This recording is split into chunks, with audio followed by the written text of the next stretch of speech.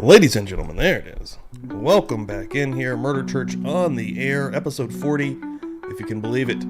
We're returning after a little bit of a hiatus thanks to this hurricane. We're about to come back at you, ladies and gentlemen. Thanks everyone for being in here. Please hit that like, give it a share on the old X machine. See if I can remember how to do this. Let's go.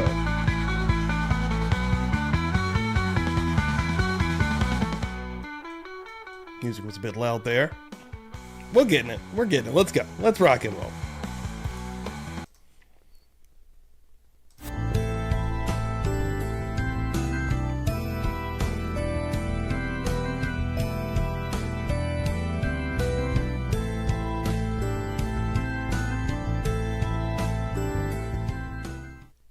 Let's rock. Is this thing on? Are we back? Are we working? Holy crap. What's up, everybody? I need to change this. Get that guy off of there. Get that guy on there. Bada bing, bada boom. I did a test stream last night on Twitch with my wrestling channel just to see if this stuff was working, and it seemed to be doing good. So I appreciate everyone for being in here. Appreciate it. Murder Church on the air, only here on the old YouTubes on Sunday mornings and Tuesday nights. Thanks for coming in here. Please hit the like. Share this out on the old X machine in any social medias that you may be using and letting folks know what you do in the true crime world. I appreciate it. Yeah, we are on episode 40 of this trial, if you can believe it. We had a little bit of a hiccup in the production of this, thanks to the hurricane that came through and just demolished a lot of the Appalachian area. And luckily, I was on the side of it that basically was ending. And my town that I live in got absolutely demolished. And I say that, and looking at these other towns, that's not the right language at all, because these other towns are gone in a lot of parts of Tennessee and North Carolina. But yeah, the little town that I live in, never seen anything quite like this from a hurricane. Came through and just destroyed trees in our area, as you can imagine. Being in Appalachia, there's trees in every single person's yard. I have loads of trees in my backyard that always freak me out, that I'm afraid they could fall on my house or something. But that's exactly what happened all over this fucking area. And yeah, it took power down, at least for us, for 5 full days. I think Dan was down for 3 full days, and I had people at work that were down for a full week. Crazy, crazy. But, you know, lucky as fuck. Ultimately, it's the only way I can look at it. I see everybody locally bitching and stuff. I'm like, man, look around. Look what's happening in the world. Look how lucky we truly freaking are. But yes, thank you all so much for being here. I really appreciate it. We've got a lot of stuff to catch up on here. I've still got a wheel rocking and rolling here, folks. When we left off, we were working on giving away some stickers. We're still doing that. I've been actually sending stuff out also. Give an update there. But these Meowder Church stickers, which are not really coming through great on the green screen, which I've got back up here, giving 3 of these bad boys away, and we've got 5 names on the wheel to start out. If you're new here, we have a physical wheel that we spin once we get 12 names, and I believe we're 5 in on this new one. We got Miss Dina on here, Wildside, Pammy, Holly Berry, and Couch Juror. And the way to get on a wheel is if you become a member, if you gift out memberships, if you give supers, if you donate via Venmo or PayPal. I think my Cash App up there is still weird, I'm pretty sure. But I'll keep eyes like that on those during the show. And anything that comes through, we'll get you on a wheel. And then once we get 12, we'll hopefully have a winner today for some stickers. A new video is in the works. Also, Botrix is not awake. Everyone get in here. I see a lot of fine folks, beautiful folks in here this morning. That's what I like to see. It's been too long, baby. I'm going to hit the bells before I forget. I'm going to hit the bells first. This place is dead anyway, man. Hit the wrong one. Hit the wrong one. Hold on. Church bells are ringing. BG knows. Church bells are ringing, baby. Oh, shit, Cammy Q. Welcome in here. Good morning. Good morning. I haven't seen you in a while. Hope you're well. I see a lot of beautiful names and faces in here. Hell yeah. No trees fell on my house, Shiraz, luckily.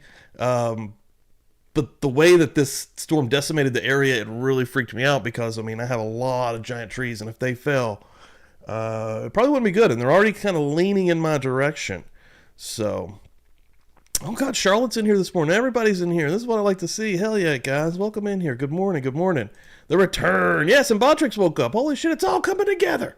It's all coming together.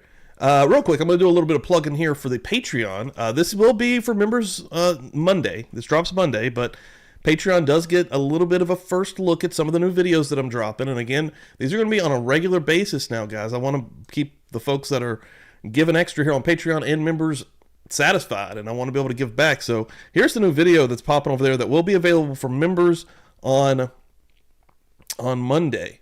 But right here, buzzed in the mountains, huh? Join me and my buddy John as we check out a hole-in-the-wall bar in the mountains of West Virginia. I'm just going to give you a little tease here on this real quick. That's where I'm at right now. Make sure this sounds right. Just a little tease on this guy. We had a really good time, and this place was freaking awesome, man. It was cool. I want to walk down there and jump in this fucking creek. Maybe That's some where coffee I'm at too. right now in life. I want to jump in the fucking creek, but I can't. Dude, this is my fourth brewski. I've got a little bit buzzed up, so. Morning. Dude, this is, you're perfect. You are publicly buzzed. This is, this is not a gimmick. You are publicly buzzed. It's not a gimmick. Just a little tease, guys. Look at this place. I want to show you the bar. Look at this place. Look at this place. It's like an old convenience store. That's where we're going. Oh, wow. I'm gonna get a broski then. Yeah, good food Boy's getting a beer and today. brews. Shit. Bigfoot. Oh, wow. Woo. I'll tell you right So now. this is available for Patreon, and again, Monday for members only. And then down the line, in many weeks, it'll probably maybe drop for everyone. But that's not always going to be the case in some of these. Some of these will stay exclusively for the family. This is a cool looking restaurant also, folks. You can see. Yeah, let's go and get some food and a brewski. This place was cool.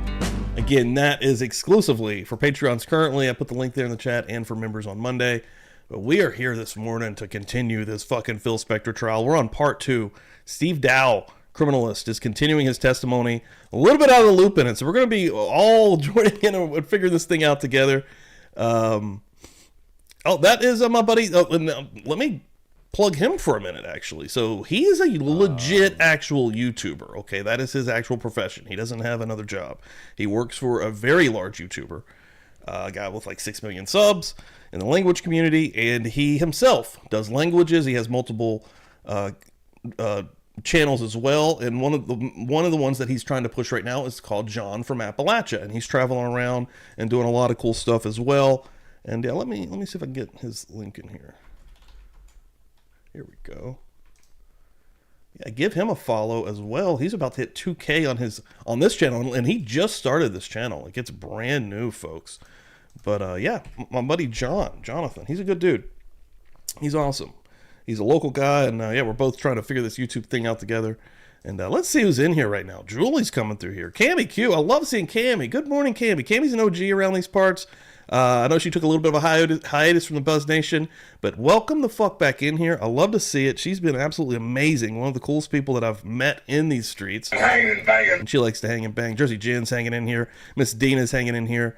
Yeah, we're going, baby. I'm just trying to get back in the swing of it, quite frankly. Sheila Duffy's in here. Sarah's in here, baby. Cat Grow's in here. I love Charlotte coming in from the UK. That's what I'm talking about. Oh, I'm so glad to be back. It feels good. It feels good. I think this is the right move. Kelly in the house here. BGOG's coming through. Like to see it. Disney Nerd coming through here. Taryn Dusty. Damn, we got a full house this morning. Now I should take more hiatuses.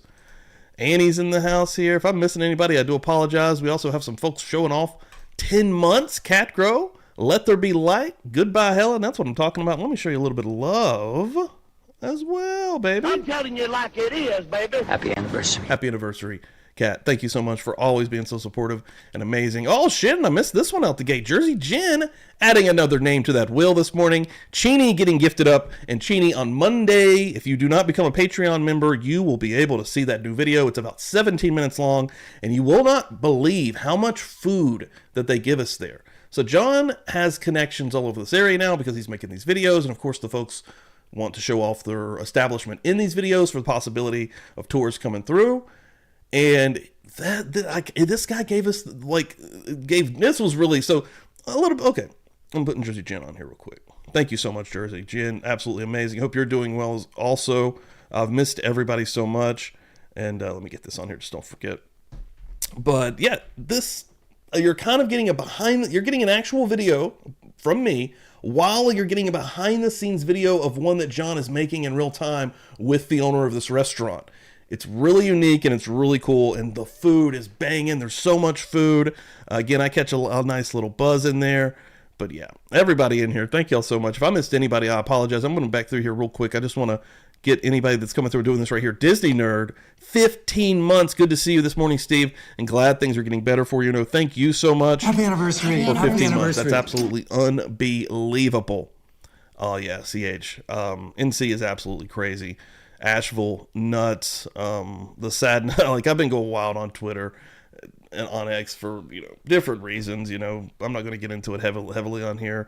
We're here for a different reason, but man, it's pretty wild is what it is. It's pretty insane.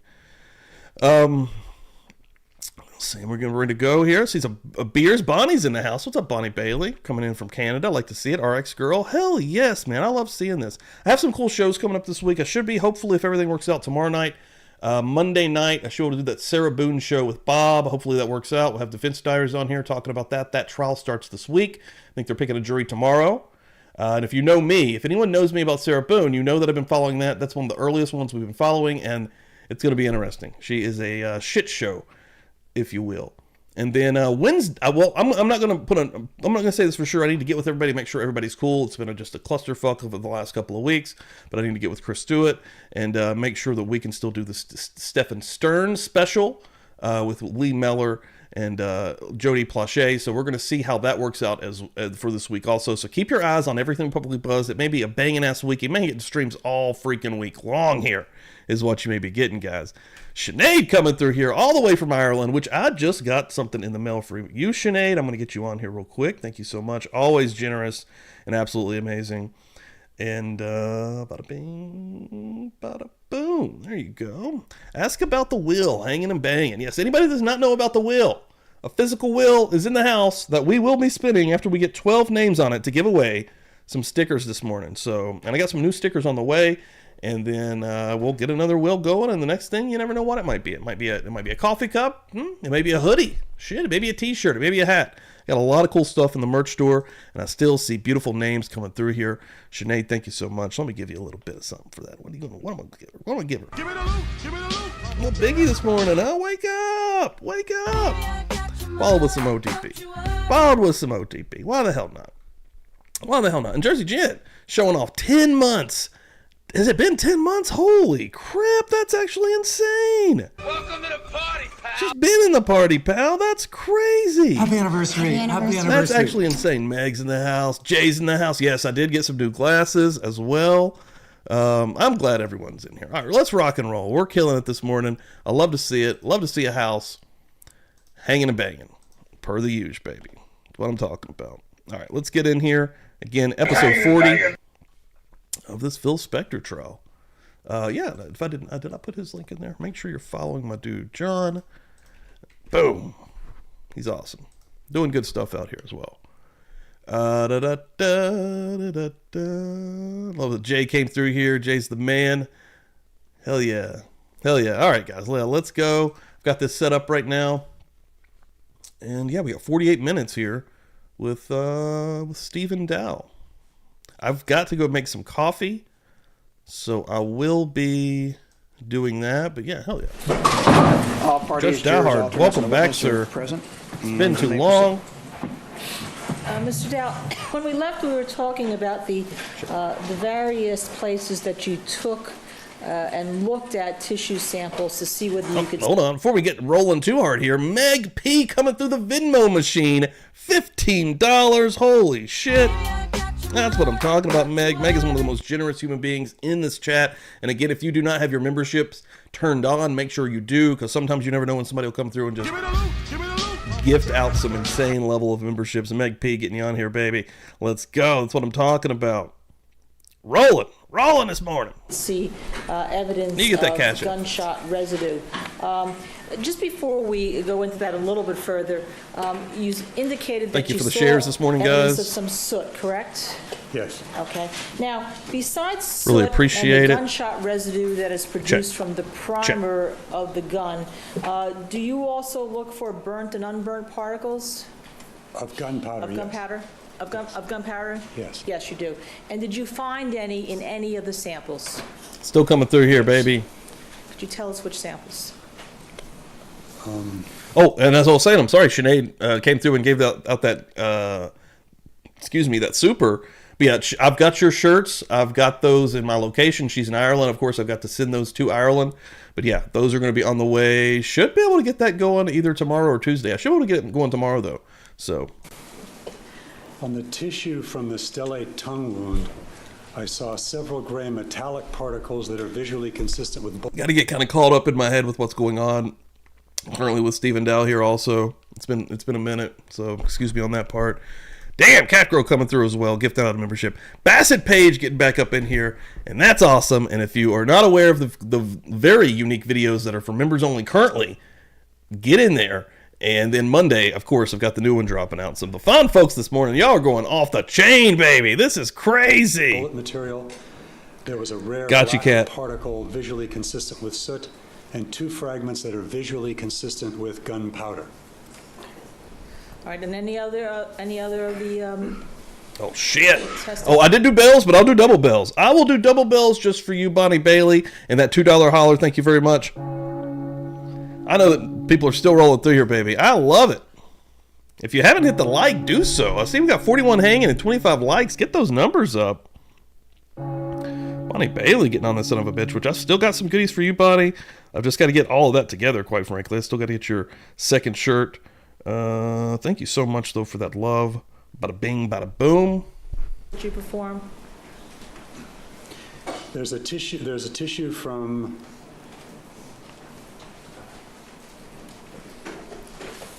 There's a tissue from the soft palate, and I saw several particles that are visually consistent with gunpowder, and several gray metallic particles that are visually consistent with bullet material. Okay. And bullet material being what? Well, bullet material being from that area of the mouth, anything that's visually consistent with gray and/or copper-colored material. Okay.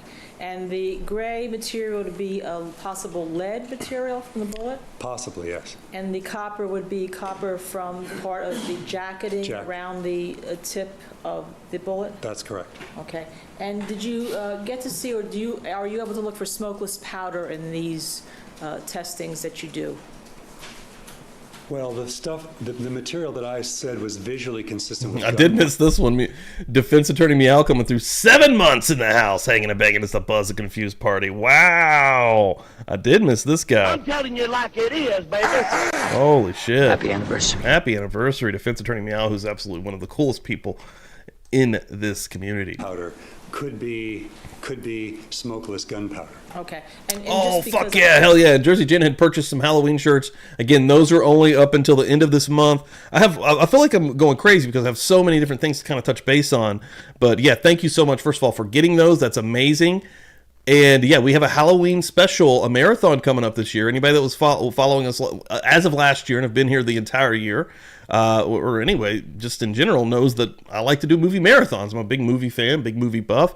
So a Halloween movie marathon will be coming this month. It's going to be probably in the October 20th to 25th range. Let me actually look at the calendar here. Let me see what would probably work best. I want to do it on a Friday or Saturday, of course. So the 25th is a Friday, maybe the 26th is Saturday. It'll be in that range right there is what we'll end up doing. So yeah, prepare for that. I'm thinking about maybe doing some kind of maybe Feral Friday where we kind of choose the movies together as a community and to make it fun, make a game out of it somehow. So jumped ahead. Just tell the jurors what smokeless gunpowder is. Missed you, Shiraz. Missed everybody, I'm not man. a firearms expert, So happy you're I here. don't really study gunpowder, but it's just the kind of gunpowder that burns with little or no smoke. Okay. So, but you know it when you see it under the The microscope. wigs brought her back. I am pretty sure what I see visually, yes, but my visual identification of a particle leaves that particle. I take some of that particle and leaves that particle for a more definitive examination done by another laboratory, yes. Okay. Now, you also had said that you did the sampling of both the Todd? left and the Yeah, I hope you're right good, hand brother. of the decedent for the gunshot residue, correct? I didn't sample it, I did the analysis You on did it, the yes. analysis of it. Now, when you do the analysis, did you put those together to do do the sampling, or did you look under the microscope at separate discs? I looked at them separately as separate samples. Okay, as separate samples, both the left hand and the right hand. That's correct. We so And back, did you baby. find, 12 months. Particles Damn. consistent Phil's been in this bitch for a year right now, dude. or specific to? I don't even know what to do with these gunshot residue numbers. on both the left and the right hands. Yes, I found highly specific particles of gunshot residue on both the right hand and the left hand. Okay. Now, All right, I need to get focused on the trial here. I'm all over the place. To explain how it is that I need to get coffee here in a gun minute. is fired to be able to get these particles. water ain't gonna Let me cut just it. back up a little bit. The So happy gunshot Charlotte's here, residue too. Particles from the primer that you mentioned earlier contain Family in here, lead, baby. Correct? Yes. Barium and antimony, correct? Yes, correct. And if you find, it's my understanding, all three, you can say it's a specific particle, correct? I call them highly specific, yes. Highly specific particles. And if you find just one or two, it could be a particle consistent with. That's correct. Because of those particles, one or two may be in the atmosphere and other different things. Yes, actually those particles, although they're all contained in the primer material, during that detonation, those particles may separate, they may individualize. BGOG getting a membership this morning from Miss Dina, who is a G in these parts as well. Thank you so much. Hell yeah, that's what I'm talking about. We're not fucking around, baby. You know that. You know that. Shit. And you're also going to be now getting that video on Monday as well. I can't wait till everyone sees this video also. It was a lot of fun. Like, it was a lot of fun to make. I can't wait to get back out there and make some more videos like this and more content. And then Halloween is approaching too, and I just now posted that for everybody. But we went to the Itman Company store, me and John, the same day. Okay, this new video is right after we left that building that was from 1928 that's been abandoned for a long time, and it's creepy as shit. Kind of perfect for the Halloween vibe that's going on as well right now. But hell yes, Miss Dina. Let me get you on here. And I think we're one away now. I think we're only one away from giving away these freaking stickers, which is amazing. Hell yeah. Those will be in the mail for some lucky Buzz Nation They may come back folks. I can't wait to get the new stickers. You guys are going to dig those, I think. Or in any combination of those three. Okay, so what I'm interested now in discussing with you, now that we've discussed a little bit about the gunshot particles, the primer and the sooting and the unburnt and the burnt particles, is where from the revolver, generally, when you do this analysis, where from the revolver do these particles escape from? My hand represents a revolver, a handgun. The difference of a handgun is there's basically in this region of the firearm, there's something called a cylinder, yeah. which I knew contains it. the cartridges. So, and then Need to do there's the something like that barrel and the myself trigger soon. housing down here. So when this firearm is discharged, gunshot residue particles can escape from the gap between the end of the muzzle and the front of the cylinder. They can escape out of the trigger housing area, and they can certainly escape out of the muzzle of the firearm. Generally, the area that's considered to be a reasonable area for these particles to be found is anywhere from touching the handgun to as great a distance as 2.5 feet to the side, top, back, or bottom, or 0 to 14 feet in the muzzle direction is a reasonable space in which you might find these gunshot residue particles when this firearm is discharged. So you said 0 to 14 feet that the particles can be propelled in front. They correct? may travel that distance, yes. How do the particles get propelled 14 feet outward from the gun? All right, guys. So I'm going to keep an eye on the chat, of course, as this is continuing. But I'm going to go make some coffee, and then if we get if we finish out the will, I'll make sure that I'm watching. But and if I may miss something, maybe mods could just let me know. But I'm going to go get a coffee, and I'll be right back. Sustain the way the question was asked, if you want to rephrase it, and if he's aware personally of any possible ways, that's something you can ask. Are you aware of any possible ways the particles get propelled out of the front of the barrel? Yes. Well, it's part of that detonation, part of the explosion process. The particles are forcefully deposited. Oh, there it is. No, we'll finish it up right now. Disney Nerd, $1 holler coming through here, finishing up the sticker will. Thank you so much. Appreciate that. And good luck on the will. I'll get that thing filled up after I get some coffee, guys. And hell yeah. Thank y'all so much. Buzz Nation, coming the fuck through per the usual. I'm so glad to be here, Simi. Seriously. Like, this is the best. Like, you guys are unbelievable. Let's keep rolling here. I'll be right back, guys. I'm watching, though. Or distributed in the muzzle direction of the firearm when it is discharged. They may go 14 feet.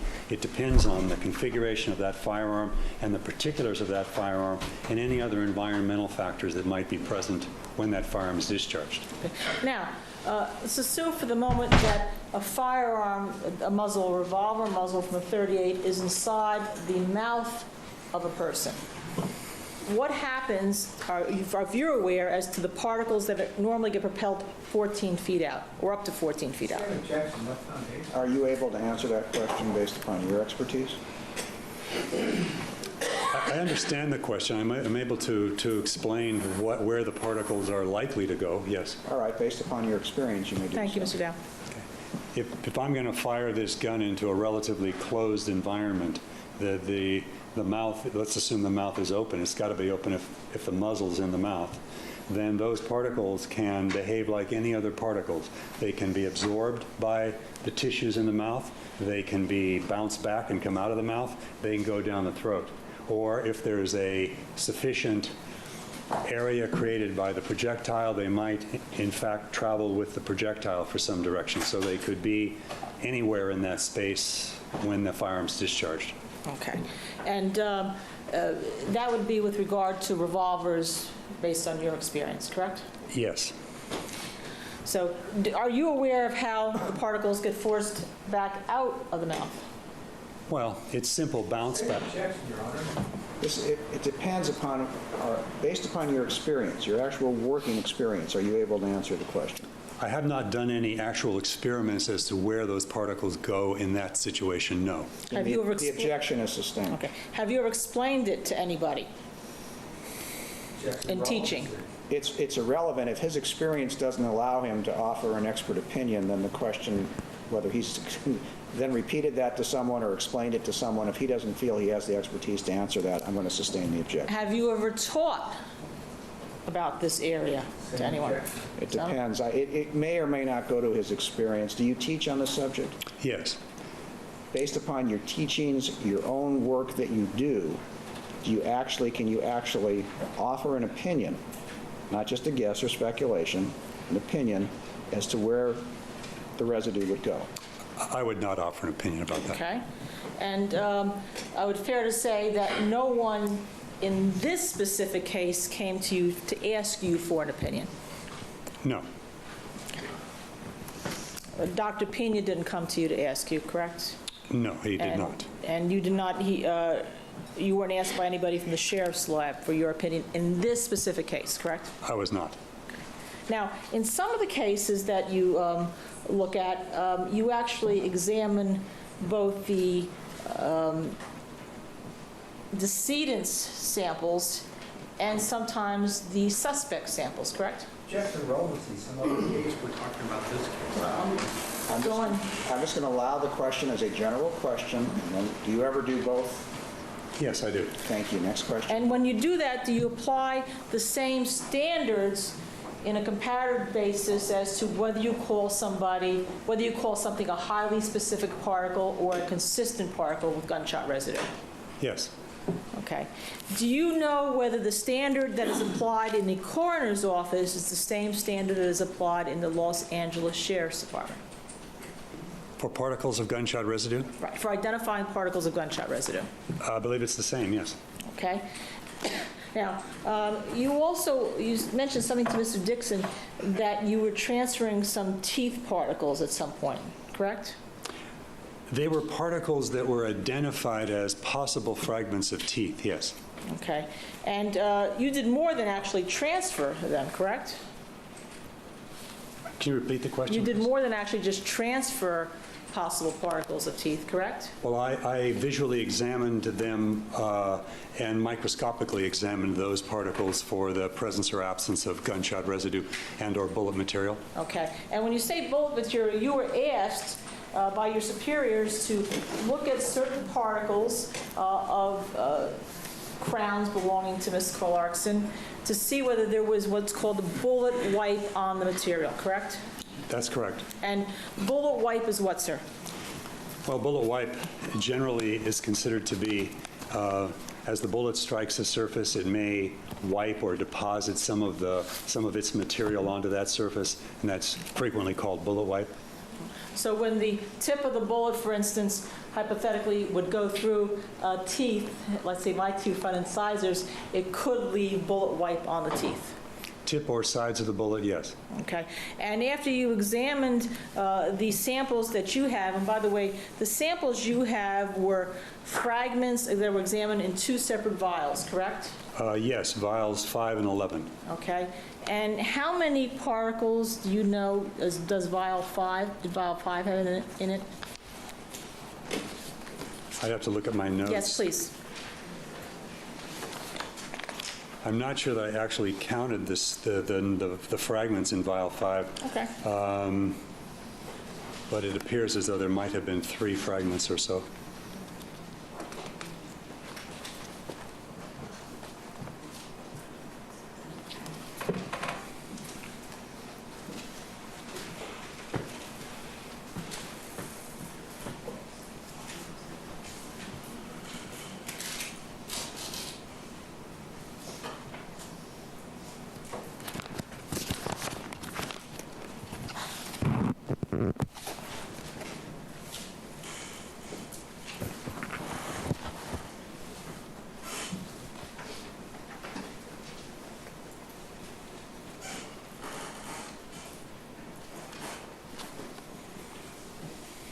Do you know how many there were? I'm sorry, I was waiting for. Oh, I'm sorry, 3. I believe There were there were 3, okay. And in vial 11, how many?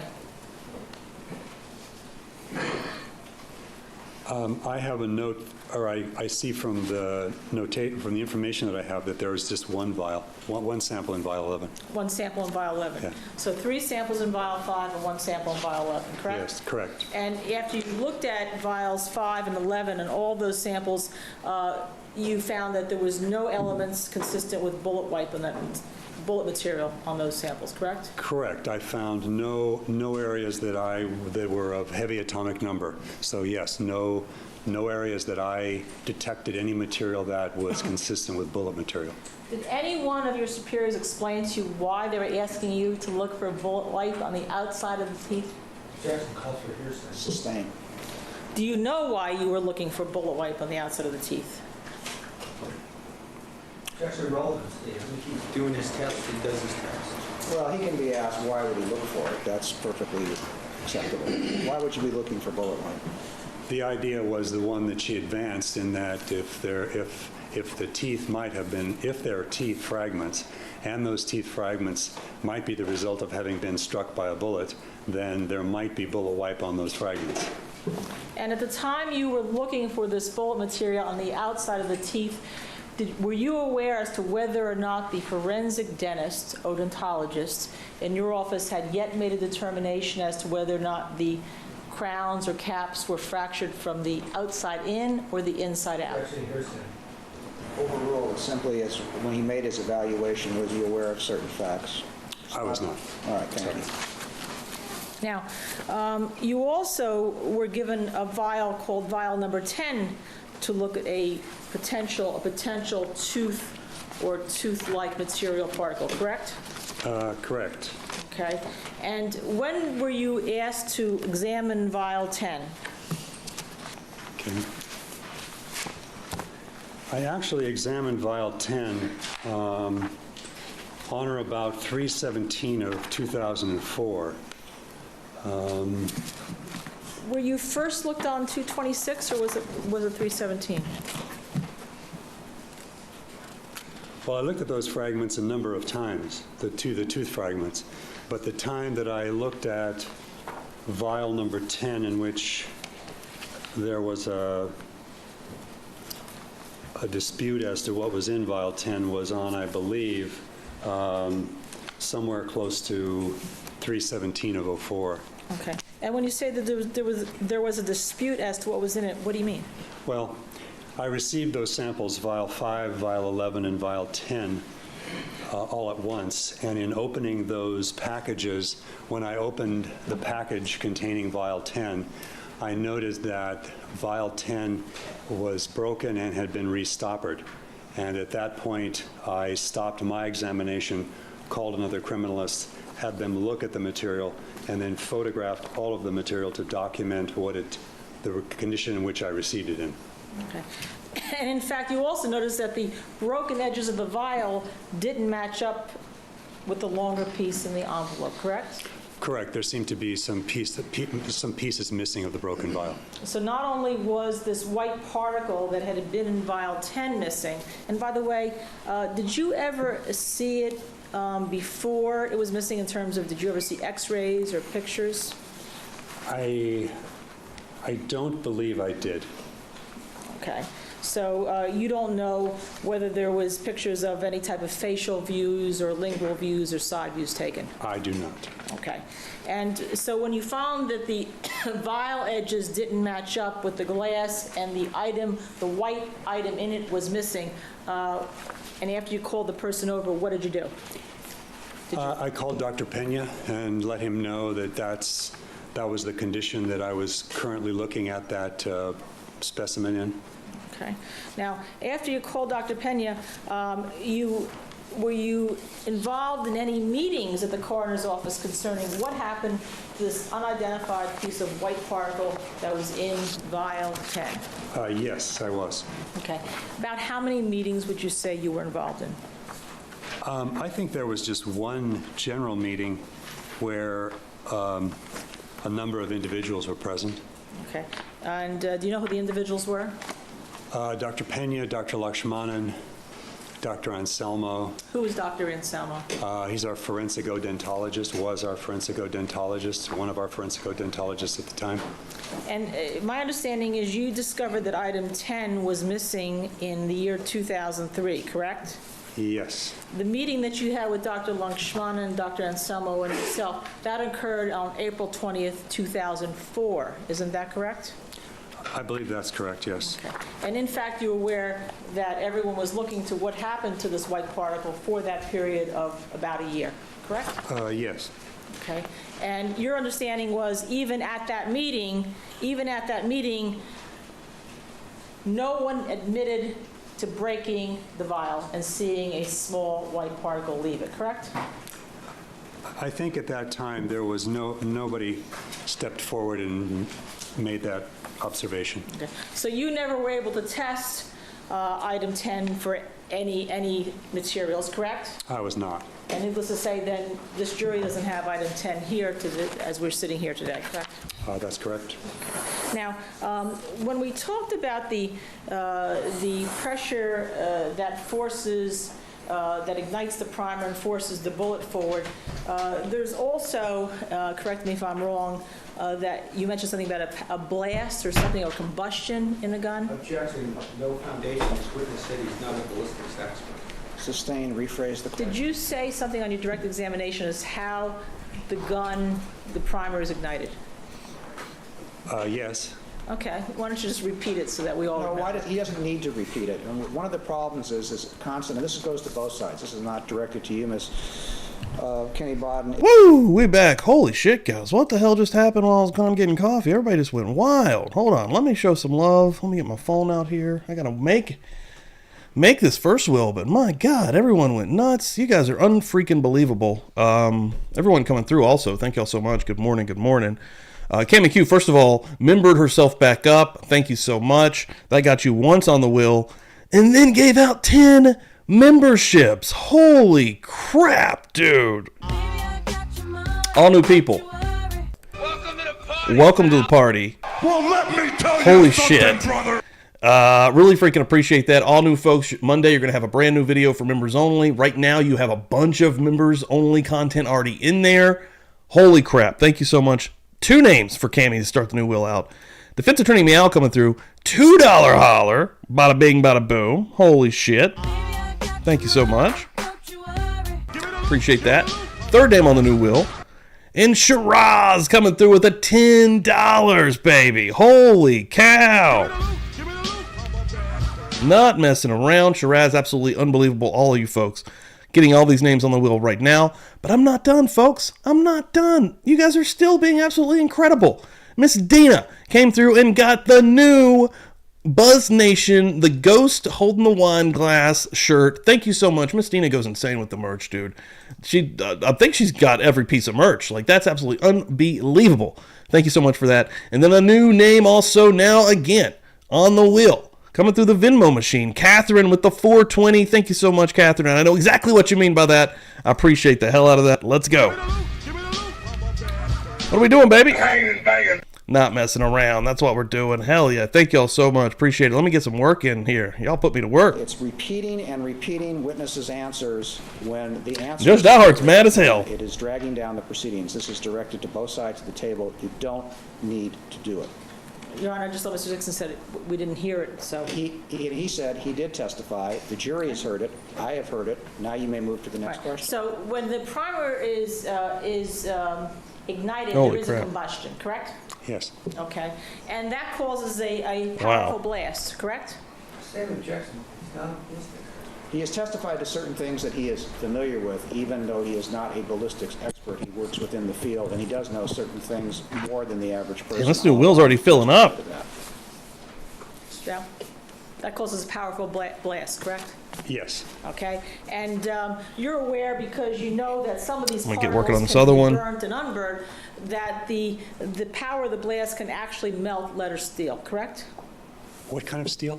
Lead. It can melt lead, correct? It can, yes. Part of the primer material is Oh. lead, and part of the... Pokemon's filling it all up, baby. Missed you so much, dude. I missed you. Seriously, Shelly. Like, I'm so happy to be back. Thank you so much for coming through. Everybody being here is the reason this even works, man. Like, appreciate that. Holy crap, dude. Yeah, I'm feeling the love. Feeling it this morning, baby. Part of the You guys are bullet can be unbelievable. lead, and that can be, a certain amount of that can cool. be vaporized during that process of the explosion itself and or the travel. Building a of the community, bullet down the baby. muzzle, yes. Okay, so it's that hot and powerful, correct? Yes. Okay. Now, when we were talking about that hot and powerful explosion that causes this ignition and then eventually results in some GSR particles, Mr. Dixon asked you about the GSR particles and whether or not they can be washed off. Do you remember that? Yes. Okay. Now, do you as a scientist, new will, I because think. you don't Beat this guy to see hell. many GSR particles on the hands of somebody living, do you assume that those particles are washed off? No. And that would be unfair, because if there's small particles, the particles can also be picked up besides being washed off, correct? That's correct. If there are a few particles. And in fact, you have done a lot of research in that area, have you not? Yes. Okay. And in fact, there's been a lot of discussion, would it be fair to say, in the forensic science community in the past 5, 6, 7, 8, 9, 10 years about gunshot residue particles and the ability to get contamination, correct? Yes. Now, when we're speaking about You guys are contamination, crazy. though, we're not Wow. usually speaking at a person who is deceased, correct? Yes. And in fact, you've done studies in your office. Damn, holy crap. I can't. This morning is already insane, guys. Holy crap. I don't even know what to do. Kelly coming through here. $25 through the Venmo machine. Praise be to the Sky Daddy. Thank you so much, Kelly. Appreciate that. Unbelievable. Kelly has been so supportive. Wow. Thank you so much. Again, let me get you on here before I forget. This new wheel is, I don't even know what this new wheel's for right now. Holy shit, I need to figure out what I'm giving out on this wheel. First of all, damn, you guys are insane. Insane. I think I'm going to do, let's do a t-shirt on that one. Yeah, we're going to go hard. You guys are coming through fucking insane right now. So, yeah, next wheel t-shirt. This wheel I'm doing right now is for these stickers. Usually in the people that have self-inflicted wounds, based on your experience in your office, in about 98% of the time you see gunshot residue particles on them, correct? I think it's 96%, but yes. Okay. But certainly it's in that high upper quadrant. Yes. Okay. Now, you've also know that, because you've done a lot of research on this, You guys are too kind. Generally, Kathy. barium, antimony, and lead are generally found in that primer, and that could make a specific particles, correct? Highly specific, yes. Highly specific particles. But isn't it true, sir, that even in a 2002 report concerning European cars, that have found out that those three items can possibly exist together in brake linings? Yes, All right, they can let's get it. possibly exist in brake linings, but that study also indicates that along with those findings, there's also high levels of iron usually in those particles. Okay. But yes. Okay, so do you know what type of car or whether or not well, let me just rephrase that. That would be European cars, correct, that you're Well, looking at? Specifically European brake linings, yes. But generally in European cars, yes. Okay, thank you. Now, with regard to this contamination that you discussed with Mr. Dixon in live and dead people, and certainly in live people, there are different standards in different law enforcement agencies for determining whether you find a test positive on somebody, on a sample, correct? There can be some variation in the number of particles that an agency might have to find first before they consider their sample to be positive, yes. Okay. And in fact, in Illinois, for instance, because you know and keep up the literature of this area, you have to have 3 highly specific particles before somebody can be said to be positive for gunshot residue, correct? Yes, I believe Okay. that's true. And Ready to go. in 2003, in the Federal Bureau of Investigation, there had to be a finding that there had to be 3 particles, highly consistent particles, before you say somebody was positive for gunshot residue. Continuing this will on now. Sheila Duffy with a 99-cent investment. Thank you so much, Sheila. Appreciate that. Let me get you on here before I forget. Boom. Love that. Love that. Yeah, this morning has been quite insane, to say the least. Wow, the return. We're not messing around. I hope you got your coffee, because I got mine in my hand. Wow.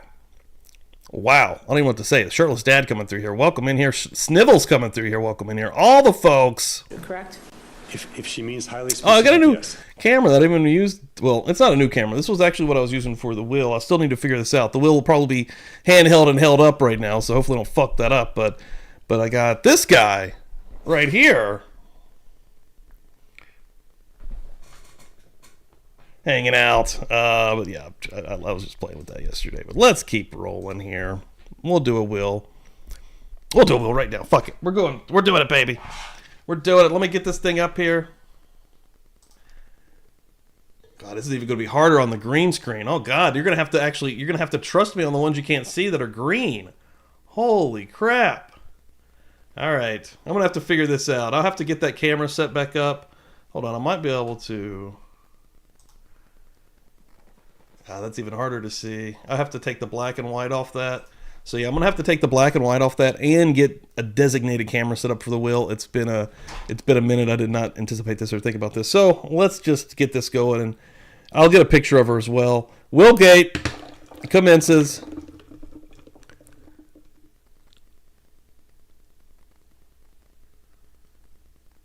Couch Juror. That's Couch Juror. You probably can't read that literally at all. It's behind snow. But that is Couch Juror hanging out back there. Couch Juror, congratulations. Winning these 3 stickers right now. Boom. Gonna get these bad boys sent out to you. Couch Juror, yeah, get at me through Gmail, publiclybuzzed@gmail.com, or on X through the messaging system on there. If I see it already in the chat, the Willgate. I know. Oh my God. I know. So yeah, I'm gonna have to. Couch Juror won this. This was not rigged. I promise. There was no rigging right there for Couch Juror. So yeah. Like actually, so I've got a different type of situation going on in general right now. Hold on. So Thursday night, I was ready to go. I was going to have a show with Bob. I went downstairs after I got off work, and my power situation in the basement is kind of funky. So I'm actually going to have somebody that I know that actually knows electricity come through and check it out. He thinks it might be like a receptacle thing that might be needing replaced. I don't know. It was freaking me out enough to where, I couldn't really even use my computer down there. So I brought everything upstairs. Last year when I had a flooding situation, I did something similar. I'm in that room again. And so yeah, I'm going to have to figure out something. Should have some room to set up the wheel with the table again. And again, have this camera dedicated to that. But yeah, right now, you guys are going to have to trust me. That was Couch Juror. winning those stickers. But yeah, we're one thing that is true about me and Publicly Buzzed in general is we will make it freaking work. Okay, we're gonna make it happen one way or the other. We're gonna keep rolling here. We're working on another wheel, this time for a T-shirt. I'll tell you what. You know what? It's gonna be a specific T-shirt. It's gonna be. I'll tell you what. It's gonna be one of these Halloween shirts. It's gonna be the white one. This guy right here is what we're giving away right now. I'll tell you what. Either one of these. Either your pick, right? Okay, whoever wins the next wheel will be able to pick between, again, the drinking skeletons or the Buzz Nation with the ghost in the wine glass. Again, these are only up until the end of this month. So yeah, that's what we're going to do right now. That's what the next wheel will be, and you can choose. So Yes, highly specific. Willgate. And in fact, there was subsequently a working group in the FBI, correct? Yes. Called what? If you I have a copy of the report. It's it's not a SWIG group, not the working group. They don't understand what a SWIG group is, so you have to tell us. SWIG, Scientific Working Group. Ooh, I do need Gypsy Cam. That's a great idea, actually. They happen to be looking at, whether it's gunshot. I do freak out, though. I'm always just like, son of a bitch! Or whatever. They have what are classified Couch as Juror, scientific congratulations. working groups Did they see that it? Study those Let me get them in the winning that circle so I can analysis remind them. in that group and come up with some general consensus as to what that group would accept as a reasonable answer to a particular question. And since 2003, and so we sit here today, correct me if I'm wrong, but the Federal Bureau of Investigation no longer even does gunshot residue testing on live people, correct? Correct, but not for the reason that they don't respect gunshot residue or its results. They do not do those analyses for other reasons. Okay. And one of the reasons that this whole area has come up as to when you can call somebody positive for gunshot residue or not is because it's learned that there is a high level of contamination for picking up a few particles of gunshot residue if you've been in an environment where a gun has gone off, correct? Well, that's the current research that we're involved in, and I would not necessarily agree with that kind of general blanket statement. I would. Yeah, my writing is garbage. Find Like lines as to 100%. what she means by highly possible or probable. So I agree with the idea that there is concern about contamination from the law enforcement environment, but specifically what that contamination is needs a little more description. And part of the understanding that you're familiar with because you research in this There you area. go. That's the kindness in these streets right here in the Buzz Nation. Chris Dewitt coming through here, giving out $2 and saying put the shirtless dad on the wheel, and you got it. The shirtless dad on that son of a bitch. Welcome the hell in here, first of all, shirtless dad. And yeah, welcome to the wheel. Thank you, Chris. Appreciate that, bro. And boom. Is a case or an issue that came up in Baltimore with the Baltimore Police Department in 2001, correct? I think I'm familiar with it, yes. Okay. And correct me if I'm wrong, sir, but it came up because there was an OSHA report for workers, dealing with workers, that found a high level of lead in the Baltimore police station, correct? I think that's probably correct, yes. Okay. And so there was a concern to find out what this high level of lead was being caused by, correct? Yes. And it was discovered that indeed there was a number of... The shirtless dad showed up at the perfect stream. Like, this is all meant to be, right? Like, let's get this guy's shirt. GSR particles that had lead in the Baltimore police station, correct? Well, I would say that they found a number of lead-only particles, or particles that had lead in them, yes. Okay. Whether those were gunshot residue particles or not may or may not be the case. Well, you're familiar with, because you kept up with it, that indeed internal police documents found unique and associated GSR particles on things like the cleaning buckets, right? Yes. The floors, correct? Yes. Officers' gun belts, correct? Yes. Officers' handcuffs, correct? Yes. And there was other places that had consistent particles that only would have two areas that were found in that study, correct? Correct. And so even the clean room where they did testing in that study had contaminated GSR particles, correct? Under that circumstances, yes. Okay. And indeed, if you rub against something that has GSR particles, you can pick up one highly specific particle, correct? Yes, those particles can be transferred to you, yes. And you can even pick up one non-specific particle, or consistent particle, as you would say, correct? That's correct. And is it fair to say that's why you can't, if somebody only has for instance, one Oh, Holly. shit, Shiraz coming through and getting a shirt as well. She got the drinking and partying skeletons there, the Halloween shirt. Hell yeah. Fuck yeah. Specific particle and one consistent particle say that their hands were washed, correct? Best merchant true crime. You can't say, I'll fight that's why anybody. Scientifically, you can't come to a conclusion Put a lot of work somebody into that. wash their hands, for instance, if they have one highly specific particle and one consistent particle, correct? Correct. I don't know why there's just one particle if that's what's found, whether they wash their hands or whether that's just what's left after whatever they've done. I don't know. And in fact, in this case, you were asked at a previous testimony whether somebody could pick up particles from a carpet if a gun had been discharged previously in the area, correct? If a gun had been discharged and there are gunshot residue particles on that carpet and you touch that carpet, it's possible to transfer those particles to you, yes. Okay. And you're also aware, because you actually did the studies of even Los Angeles Department of Police cars, not Sheriff's Department, that indeed suspects who are placed in police cars can pick up particles, correct?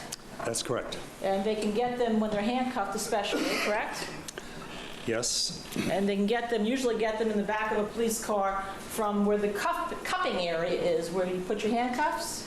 I would just take out the word usually get them. Okay. They can get them from that interaction, yes. Okay. And they can get them from the back seat of a car, correct? Yes, they Can can. get them from a police station, correct? Yes, they can. Okay. So when you have a live person who has one or two particles, it would be improper to assume that they actually fired a gun, correct? Well, what I would report is the presence of the Jesse Charles, welcome in here. Welcome in here. That's what I'm talking about. I'm getting everybody membered up this morning, baby. particles. How Get they in got here. there, I don't think we're know. 3 away from another will. And So I wouldn't make that assumption whether they got the particles. And, this way. I would giving absolutely away a Halloween report shirt. The presence or absence of the particles. Okay. And you're aware even in further studies done overseas, for instance, in the Czech Republic, for instance, that unique particles can even exist airborne for up to 8 minutes, correct? Yes, these particles are small particles, and when the Trust me, bro. discharged, they're under the regular influence of gravity, and they can remain airborne for some period of time, yes. So secondary transfer of one or two particles can easily happen. I would take out the word easily. I think it can happen. I don't know. The experiments would try to address that issue of what easily means, as to whether or not that's easily possible. But I do agree that they can be transferred, yes. And in fact, there's experimentation going on right now as to what it takes to transfer these particles, correct? Yes, we're currently involved in that kind of study to look at what has to happen or what might happen during an actual interaction. Did you guys see this streamer Jack Doherty wreck his Porsche? I think it's a Porsche. No, it's a McLaren. Nice ass car. I don't know cars that well, but look at this. I'm going to take just a slight break here. This fuck's crazy. First of all, I hate this kid. This kid is annoying as fuck, and he's one of the main reasons and a problem with the internet today and streamers in general. This guy's live streaming on Kick, and he has since been banned from Kick. All right, Kick, the lawless place to stream, is gone. They took it down, which is wild. You know, one sec, I'm gonna get these names off here. I want to show you. This is fucking crazy. I'm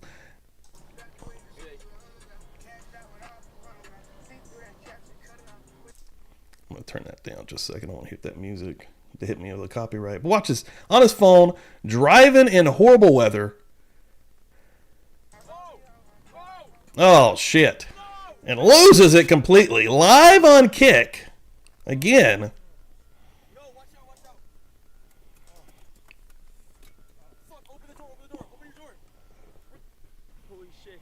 He is a horrible giant streamer. He's one of these kids that goes around and he has the bodyguards with him because he makes so much money from streaming.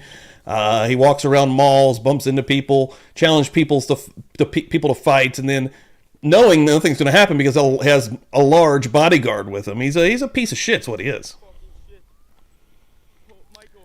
He doesn't even care about... Are you okay? He doesn't even care about this. This is his cameraman, all right? And this isn't even the worst footage. There's another piece of footage. Bro, my whole fucking car, bro. Worried about the car, dude. He's worried about the car right now. Fucking way. Oh my Dude, he's young. There's no fucking Michael here. Michael, you have your film on that phone too. He's asking the guy who's injured, who has a hurt arm, if you see the other footage, his arm is clearly hurt, and is cuts on his face, to still be the cameraman.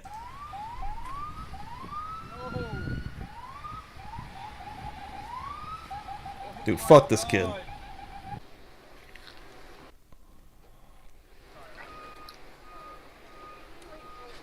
Yeah, this cameraman is going to be rich as fuck.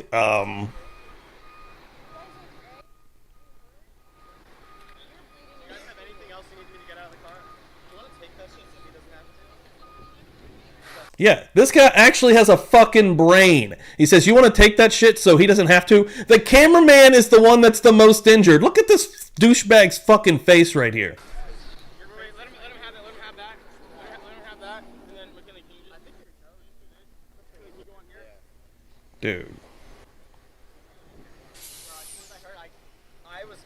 Can you film on here on the phone? And McKinley, just make it look good. Look through here the whole time. Can you make it look good? Fuck this kid, dude. Yeah, I got you. Yeah, he does a lot of stupid shit. The cameraman is still fucking filming. But yeah, there's another scene that you're seeing. I don't know whose camera it is, but the cameraman's still inside the car, fucked up. And he gets out and he's like, oh yeah, maybe, here it is, yeah. Got banned. See what he's... We're in the hospital after the crash. How you feeling, Michael?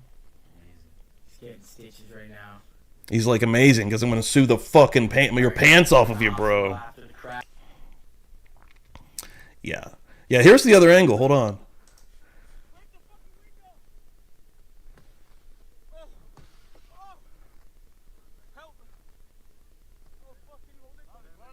Can you hold this? Can you hold the camera? Dude, what the fuck, man? The content creators out here that are like this are stupid. Hold on. Is this the angle that shows the cameraman in there? Still fucked up. He's are you fucking kidding me, bro? Worried about the camera, like. Look at this. Here's the cameraman. Here's the man that he just told, can you hold this? Look at him.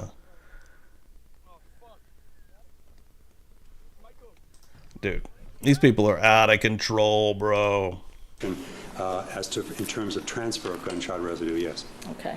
Now, the gunshot residue... Oh, shit, real quick. Catherine, coming through the Venmo one more time with another 420. Yes, glad to be back. I'm glad to have you back. We're not fucking around this morning, folks. We're going to give away the shirt and these stickers.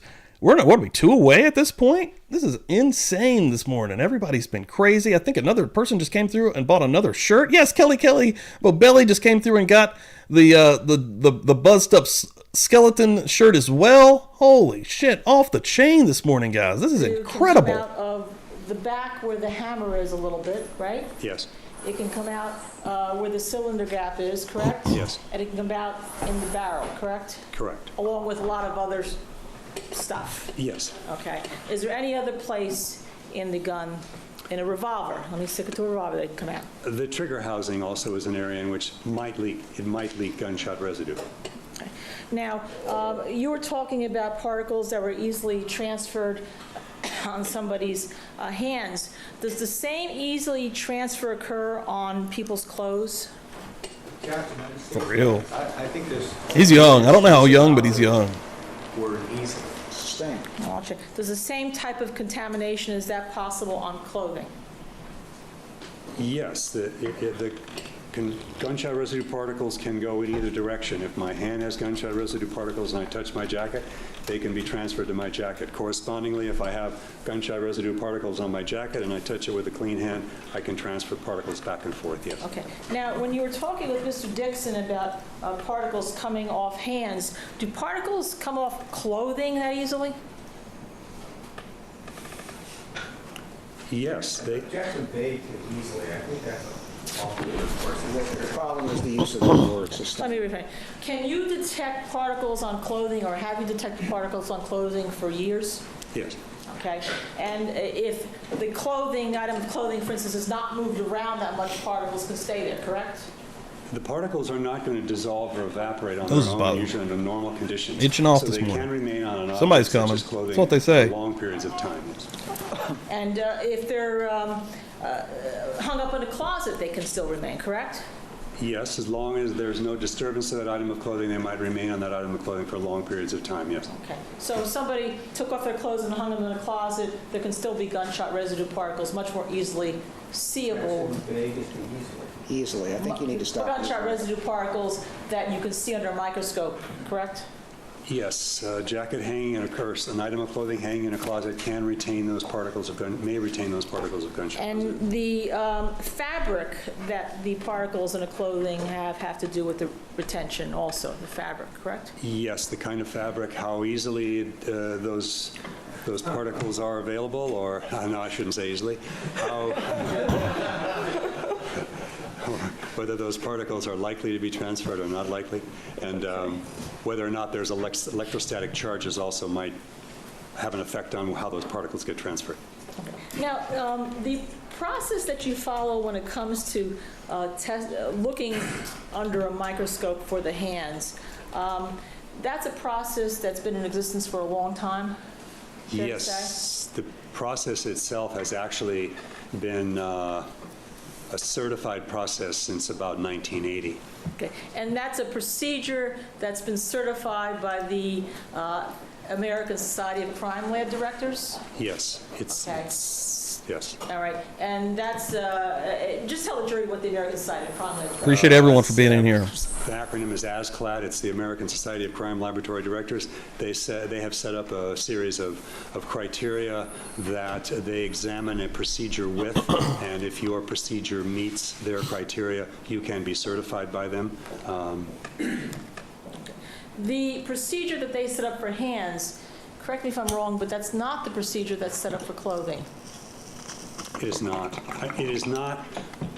The analytical procedure and the interpretation of the results is the same. The collection might be different, yes. Okay. And as far as you know, ASCLAD doesn't even have a certified procedure for collecting gunshot residue off clothing, correct? They do not, as far as I know. Okay.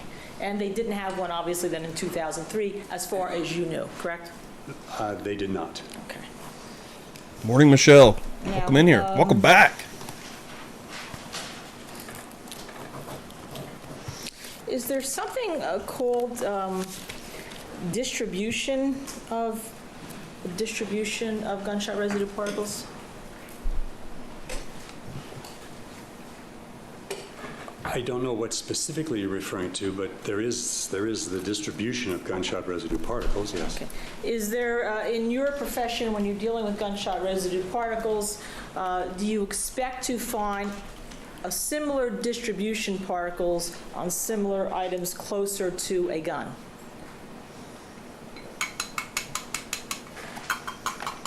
I think maybe I understand the question this way. No, I'm going to object this debate. I don't think that's clear. I think I understand it, but more importantly, it's whether the witness understands it.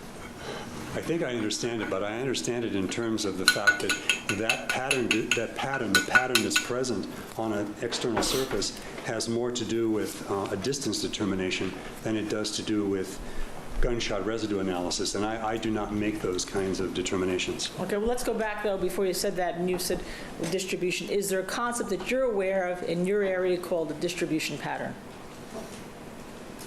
I understand the term. I don't know what the question really is, but yes, I understand the term of distribution pattern, yes. And have you testified in the past about distribution patterns at all with regard to clothing? No, I would not testify to distribution patterns on clothing other than to make a general statement about how a distribution pattern might be affected by the way an article is stored and or the sample is collected. Okay, so tell us, how would you what have you said in the past about distribution patterns and the way an article is stored? The way the question's phrased, what he said in the past isn't relevant. If there's some specific question you have for him, that's fine. Were you ever asked to examine anything, Morning. compare the jacket that the coroner's office had from the decedent for GSR particles against any other item of clothing belonging to Philip Spector? I was not. Did anyone come to you ever and ask you, could you Don't tell fucking us, feel. sir, what you have done in the past? Again, anybody new in here, we have a continuous, always live shot of Phil Spector, the ghoul Phil Spector, right there, only by Publicly Buzzed. Asked regarding looking at clothing for items of distribution patterns. I'll see where it's going. No. Shit. Forgot to bring back the banners. In addition to the carpeting Boom. check Boom. transfer that we've indicated in the past, I started talking to you about whether or not these particles could be airborne, correct? Yes. Okay. And in fact, the studies involving whether or not the particles can remain airborne for up to 8 minutes, the studies concluded that somebody who actually walks into an area where a gun has been fired could actually have more particles on them than somebody who, for instance, had shot a gun and left an area, correct?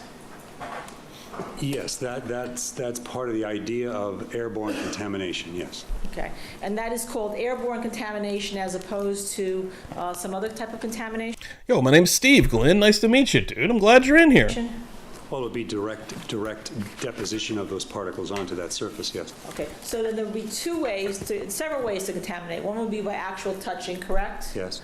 One would be by secondary transfer. For instance, if I had gunshot residue, and I don't want to do this to his suit, but I came in and touched him, and you could come and touch him, and you could pick them up. That's correct. That would be called secondary transfer, correct? Yes. And then one would be by airborne transfer, correct?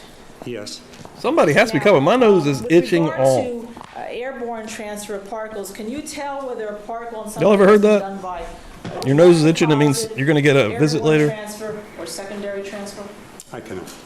And as far as you know, there's no test available scientifically to allow that to occur either, correct? I know of no such test, no. Okay. Now, sir, if somebody was seated in a chair and fired a gun, let's say fired a gun right-handed, would you expect to find more gunshot residue particles on one side of the decedent's clothing rather than on the other side? It depends. Depends on a couple things. It depends on the condition of that decedent's clothing. There you go. Okay, did I have it wrong? Someone's thinking about you? I thought that was the ears. I thought that was your ear. No, that's when someone's talking about you. Goes off. That's right. There are other factors involved. The distribution of those particles, how that firearm actually distributes particles when it is discharged, as to where those particles might land, and additionally then, what happens to that item in between the time the particles might be in whatever distribution they're in and the time that... And I keep pausing. This is we're going off the rails this morning, but Charles, yeah, he actually had pretty nice wigs, honestly. Like, I think we looked them up one morning, and I think they are pretty freaking expensive. Like, someone like him, of course, is going to have the finest of that wigs. item is actually sampled. If there's any touching or any movement of that item of clothing, the particles can be redistributed and or lost.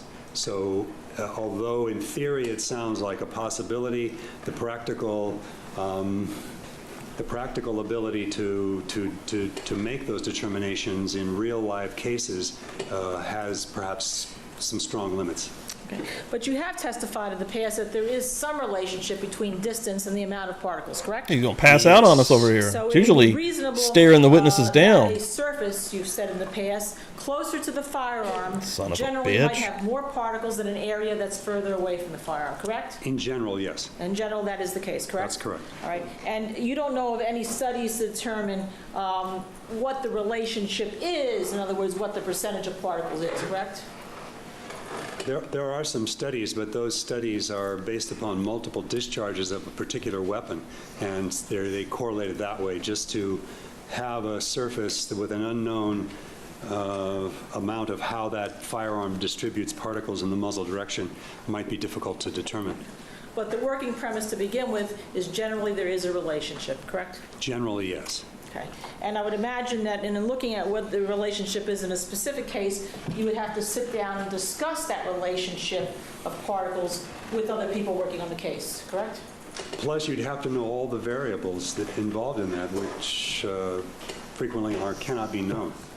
Yes. Okay. Is it fair to say that you never participated in any discussion in this specific case involving Philip Spector and the decedent Lana Clarkson about any type of distribution pattern that we just discussed? I did not.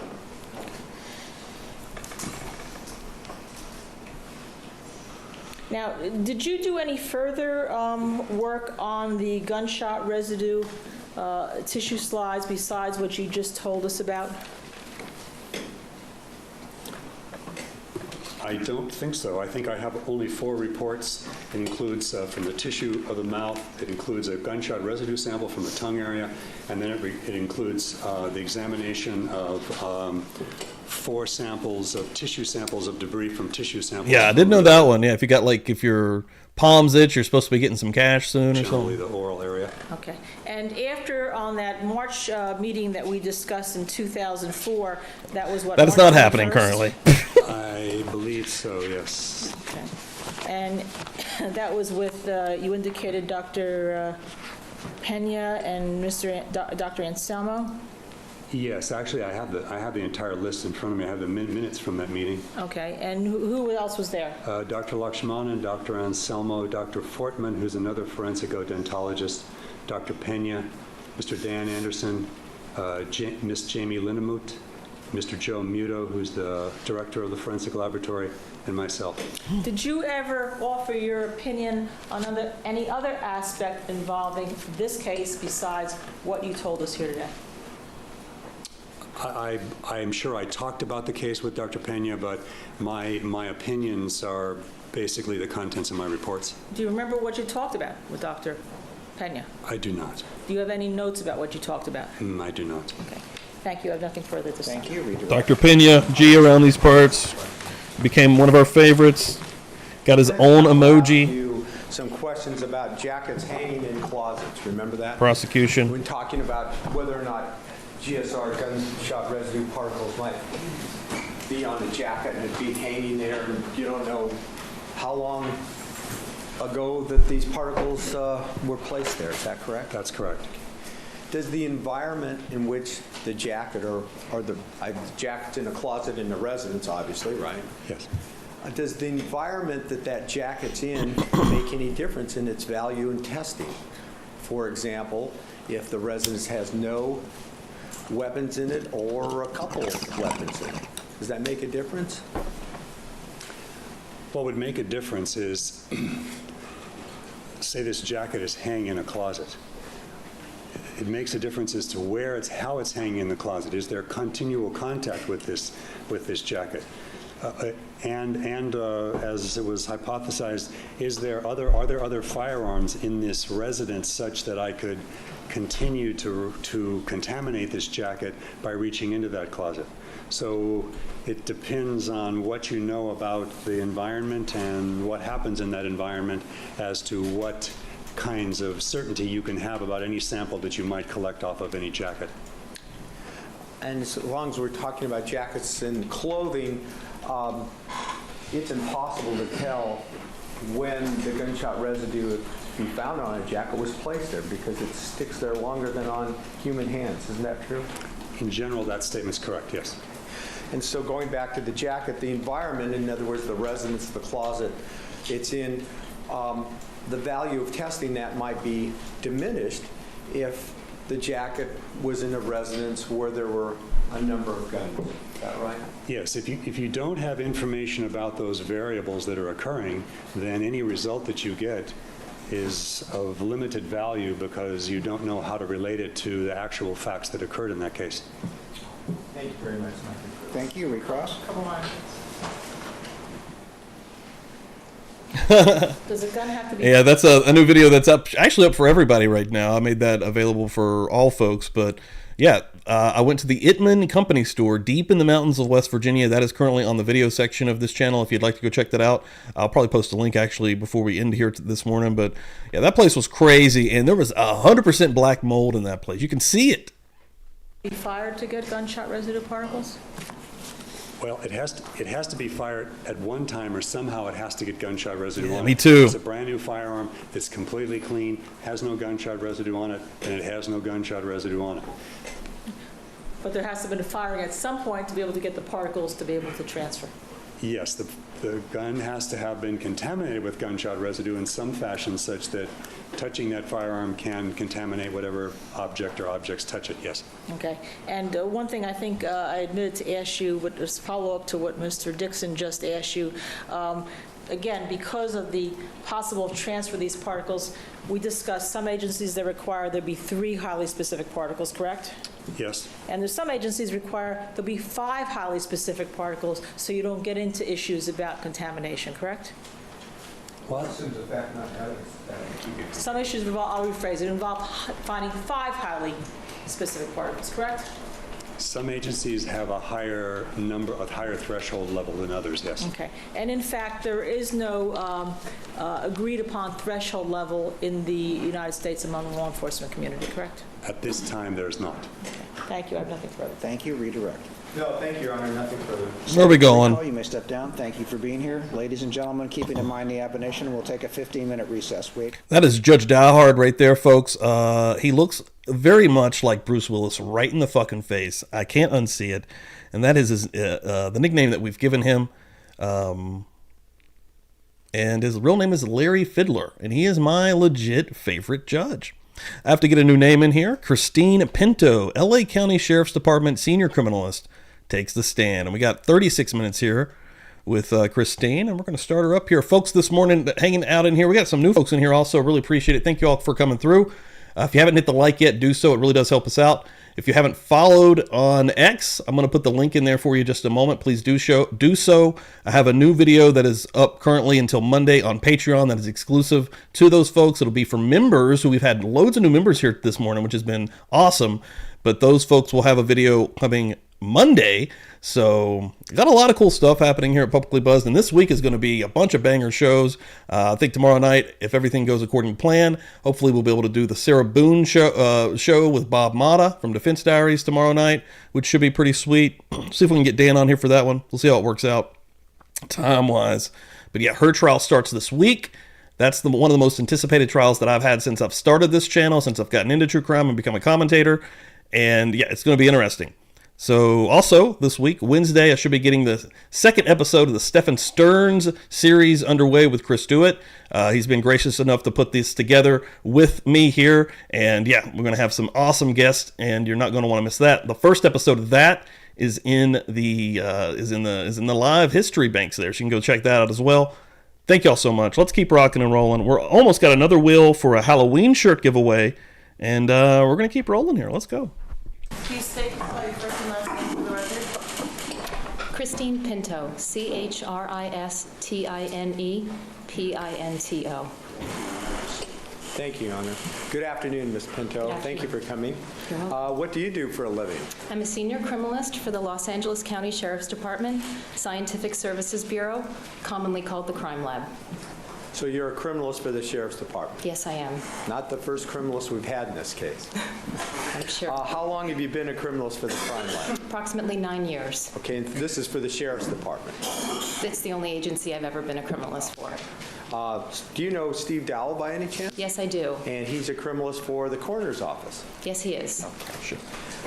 Did you tell us how long you've been there? I'm sorry. I did, approximately 9 years. Could you tell us your background, training, and experience? Yes, I have a Bachelor of Science degree in Forensic Science from John Jay College. Oh yeah, let me fix her name. Hold on.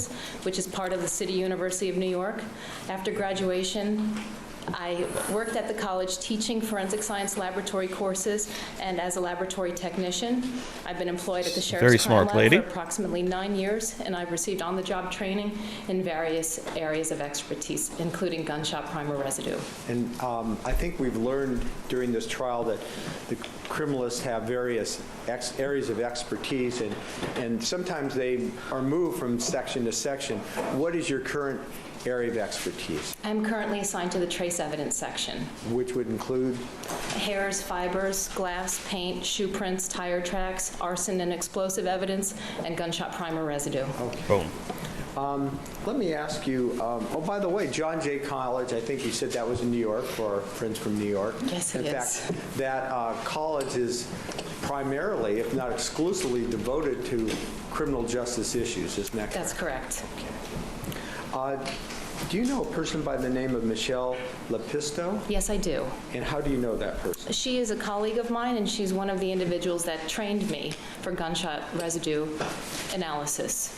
She currently works in the Sheriff's Department Crime Lab? Yes, she does. She's assigned to a different unit currently.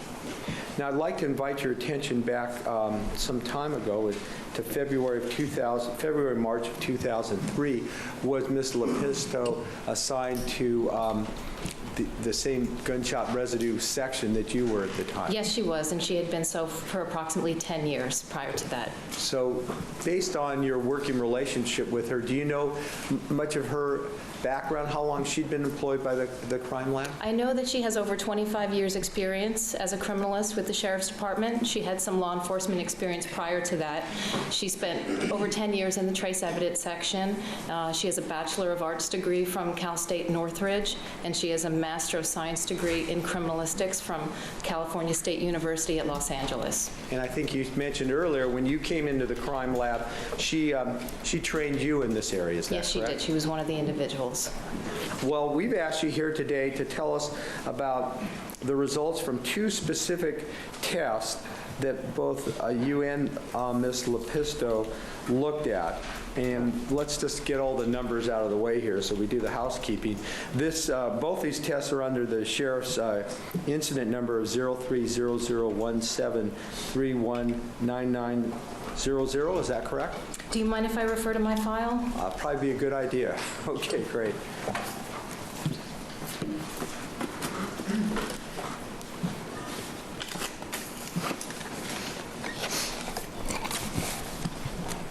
Give me a like for that. One more time. Okay, sure. 30-0017-3199-011. Correct. Okay, so that's the case we're talking about. Yes, it And is. as we've mentioned before, in the Sheriff's Department, one criminal incident always carries the same case number. Is that correct? That's correct. Okay, so everything, all the testing and everything that's done in that one case would always carry that case number. Right, it falls under this umbrella file number. Okay. Then we're going to talk today, and the reason, as I mentioned, you came here is to talk about the results of two different GSR, or gunshot residue tests that were conducted, and one on Adriana D'Souza and the second on Phil Spector. Do you have those reports with you? Yes, I do. And just to finish our housekeeping, let's first turn to Mr. D'Souza's test. Next line of questions. This is hearsay, and she did an independent analysis over what's the supervisor. Pardon? I'm sorry, I didn't hear it, but maybe I can guess. She's objecting to the report by another criminalist unless in some way she relied on it or she supervised it. She did the peer review, Your Honor. In other words, she reviewed all the reports and all the documents and the testing data as part, and that's the next area we're going to talk about. The objection is overruled. Thank you. Just to finish our housekeeping, with the D'Souza test, that was gunshot residue kick number what? 27637. Okay. And each one of these kits, as we've talked about, has their own unique number, and that always follows on all the tests, correct? That's correct. And all the reports. Correct. And then there's also a lab receipt number, and I think we've talked about that. In this incident with Mr. D'Souza and this GSR test, it has a lab number. Could you tell us that? Yes, that's J322328. And the lab receipt is unique to this test results, is that right? This particular kit. Now, do you have the report in front of you? Yes, I do. And do you recognize it? Yes, I do. And that is an official record, a business record of the Sheriff's Department? Yes, it is. And done at or near the time of the testing and report? Yes. And it was done by whom? Shit. It was done by Michelle Lepisto. Who you knew to be an employee at the time? Yes. That's going to be coming then. Okay, sweet. Yeah, that's something. So yeah, I'm making notes and stuff and getting some stuff together now, and it'll probably be a minute because I want to get it all together and get everything as factually accurate as I can. But yeah, there was 2 family members of the royal family that was put into an asylum. They had, and we know about the inbreeding within the royal family, and essentially these 2 people, had mental and learning disabilities and didn't function properly, and they kind of got rid of them. And in the mid 80s, some journalist or another found these siblings of the family and made this public. And but it's a dark story. It's pretty interesting. We'll get something together for that. To do such tests and make such reports. Yes. Is the one we're talking about. Yes. Peer review, I mentioned that to the judge in answer to his question to me a moment ago. In the context of this type of testing, the testing of a gunshot residue kit, what does peer review mean? Peer review is the same thing as a technical review. All of the work in our section and in other sections of the laboratory as well require a technical review, which is an independent review. Basically, I'm given the documentation provided to me by Ms. Lepisto, and I need to determine whether or not I agree with her findings. So you would have the report, at least a draft of the report that we've referred to, that's a business record of the Sheriff's Department, correct? Yes. That outlined exactly what gunshot residue kit she looked at with respect to Mr. D'Souza, is that right? That's correct. And what date did she do that on? The draft report was dated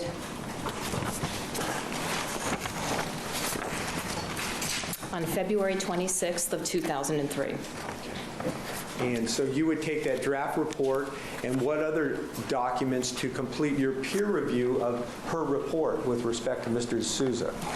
I am basically supplied with all of the instrumental data, everything that she generated at the time of the examination, all of her paperwork, all of the documentation that supports her opinion is given to me for an independent review. And I'm sure, I should have asked you this, I'm sure that in your career there at the Sheriff's Crime Lab, you've done a lot of these tests, the initial tests yourself. In other words, analyzing a gunshot residue. I have. I've done hundreds of them. And you, as I've said, you aren't the first gunshot residue criminalist here, so we'll do it briefly. But what do you do to accomplish that? To do the actual analysis? Yes. We'll receive the sample in the laboratory. At this time, the samples needed to be prepared in a certain fashion before they were analyzed. A concentration procedure was performed. That's when the left and the right disc samples were combined onto a single filter. That filter was then mounted onto a stub, which was placed on the stage of an instrument and scanned back and forth for the presence of gunshot primer particles, and specifically lead, barium, and antimony. And then you look at the through the instrument, right? And you come to some conclusion. Yes. And you record it. Yes. And is that exactly what Ms. Lepisto did with respect to the Adriana D'Souza report, that's the official Sheriff's Department record you have in front of you? Yes. Okay. Now, when you conducted your peer review, you gathered up all these documents, correct? Correct. And you analyzed them, is that right? I examined the documents. And did you come to your own independent conclusion with respect to this gunshot residue kit we've talked about, 27637? I did, and my conclusions agreed with her findings. And what were those? For this particular kit? Yes. That no particles consistent with or unique to gunshot primer residue were detected. So with respect to the gunshot residue test administered to Adriana D'Souza, Ms. Lepisto and you independently found no particles at all. on his hands. That's correct. The result was negative. And as we've talked about with other witnesses, there's specific particles and general particles. Is that right? Right. Okay, and none of those were found. Neither, correct. And what does that mean? What's the conclusion? The conclusions is that, in essence, the result is inconclusive, meaning no conclusions can be drawn from this negative result. No statement can be made about somebody's involvement with a firearm based upon a negative finding. Okay. Now, I'd like to turn to a second report, and this is for gunshot residue kit 24468. Do you have that one for Philip Spector? Yes, I do. Okay. And That's interesting. You would say that, Chris. I don't really believe in that either. But, like, there's some things that are just weird, right? I mean, we live on planet Earth where there's a lot of stuff that's 100% unexplainable. I don't care what the fuck you say. But saying that, also, there's a new Nicola Bully documentary out, and the person that found her body, again, was a psychic or one of these people, one of these clairvoyant people or whatever. What the fuck? Like, that's pretty trippy at the end of the day, that is who found the body. Like, again, what? like the report with respect to Adriana D'Souza, does that appear to be an official record of the Los Angeles Sheriff's Department Crime Lab? Yes, it does. Okay, and that was prepared by who? Who did the initial test? Michelle Lepisto did that examination as well. Okay, and when was that done?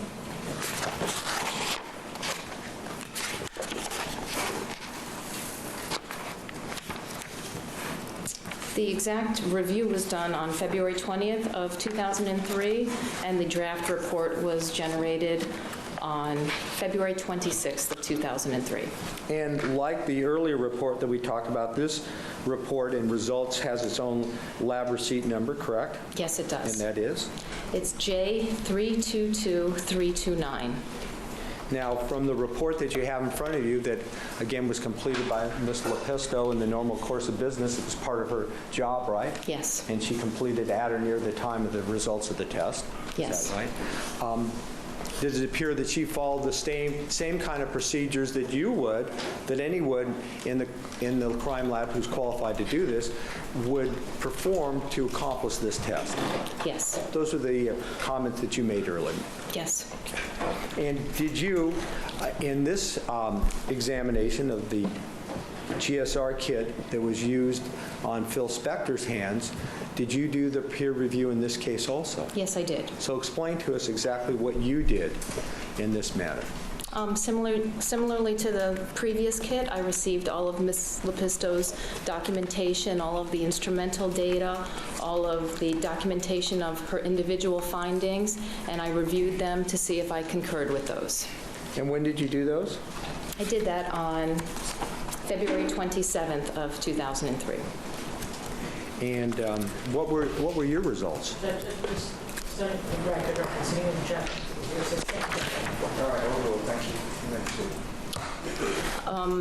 Ms. Lepisto's examination conclusions, which I agreed with, were that one particle unique to gunshot primer residue and one particle consistent with gunshot primer residue were found on the combined left and right hand disc samples. So then you came to some conclusion, did you? I agreed with those findings. All right, and they were? The same. One particle unique to gunshot primer residue and one particle consistent with gunshot primer residue. And does that, can you draw any conclusion from that? Those results are consistent with an individual having handled or discharged a firearm, having been in close proximity to a discharged firearm, or otherwise having come into another source of gunshot primer residue.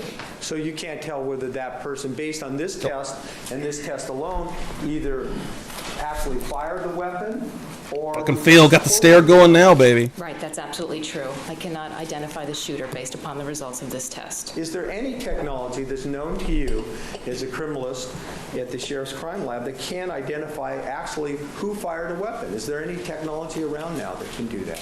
Not that I'm aware of. So the best it can tell you is, well, maybe they fired it or maybe they didn't, but they were in the area? Right. The best this examination can tell me is if somebody is in an environment of gunshot primer residue, and I can offer possible explanations of what those environments might be. And in your earlier, when we talked about the Adriana D'Souza test, the conclusion was there was no conclusion. It was inconclusive. That's correct. Based upon how these particles are formed and deposited and how they naturally fall off in fairly short succession, I can't tell if they were ever there to begin with or they were just never picked up during the collection. I don't want to. But what good? Is there some real good to this test? There can be, and actually I get asked that fairly often. This is an investigative tool that at best can put somebody in an environment of gunshot primer residue. It's most useful if someone denies any involvement with the firearm. They weren't there, they had nothing to do with it, they don't know anything about it, and we find gunshot primer residue on his or her hands. It's just good investigative information, but more often than not, people are looking to identify a shooter. This test certainly will not do that. As you told us earlier, there's no specific test that can actually show you that. Correct. All right. When you say an investigative tool, do you often report this kind of test to detectives early on in an investigation? We do, depending on the case circumstances. Okay. To kind of help show them one direction or another. Correct. Is that right?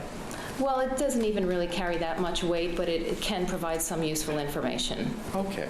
So when you call it an investigative tool, it really no more than I think so. That's exactly correct, yes. The shirtless dad, you were given a gift this morning. I think we were also. This is a good fit. I love it. Let's talk just a little bit about. All right, I'm going to have to run to the bathroom. This coffee's going through me quick. On a person's hands, okay? Be right back. Are you aware of any information that tells you whether or not that stuff sticks forever to somebody's hands, or does it fall off over a period of time? Based upon studies in the literature that I've read, approximately 90% of the particles fall off within the first hour. And that's assuming normal hand activity. That's not attempting to remove the particles in any sort of way. Any sort of friction activity with your hands, such as wiping your hands or washing your hands and putting your hands in and out of your pockets, that will easily dislodge the particles. So assuming they were once there to begin with, simply for the passage of time, they will no longer be there after several hours. Okay. Several hours. Can you be more specific than that? 6 to 8 hours. Okay. Typically.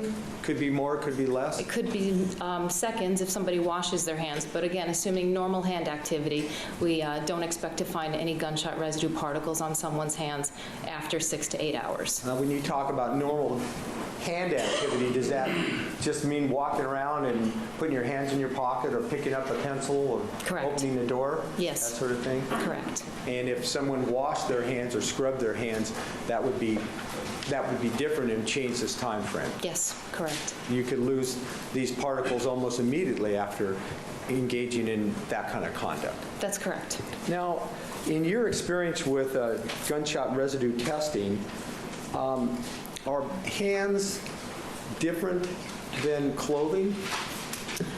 They're different in the sense that if we do have a positive result on hand samples, at best we can say that that indicates a recent activity with a firearm or with a gunshot primer residue. When it comes to clothing, not the same thing can be said. Basically, I can fire a gun wearing this jacket.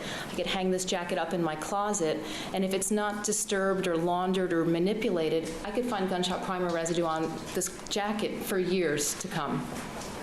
So does that, at least in your view as a scientist with the Sheriff's Department, diminish the accuracy or the validity of testing clothing? The accuracy is still there because I'm either finding the particles or I'm not, but I just can't associate or attribute any time frame to when those particles were deposited.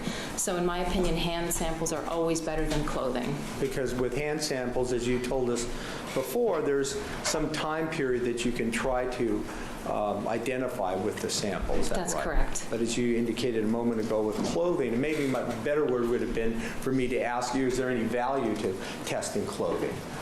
There can be if sufficient time has Nose passed is really where itching the today. hand samples Wild side in here. What's up? are no longer likely to have gunshot residue, and maybe someone is seen wearing the same clothes as they were if there were witnesses to a shooting. He does seem bored. Like sometimes he has that hardcore look. He's just staring them down, but sometimes he does just seem absolutely bored. Sometimes he's falling asleep. In It that seems situation, we might sample the clothing. Creepy But typically, bastard. we do not sample clothing. once the hand samples Probably have been picturing putting a examined. gun in this lady's face. No, he's more docile today. I'll do like the pop-up, a live shot of the ghoul. Right there, Phil Spector. Wig and all. Through time and space, that's a live shot. So if you have hand samples and you had clothing, you wouldn't test that. Hand samples are always better than clothing. Could I have a moment, please, Your Honor? That's probably how he feels about it, actually. As fucked up as that is to say. That's probably how Phil Spector felt about it. Thank you. Nothing to lose. Thank you. Cross.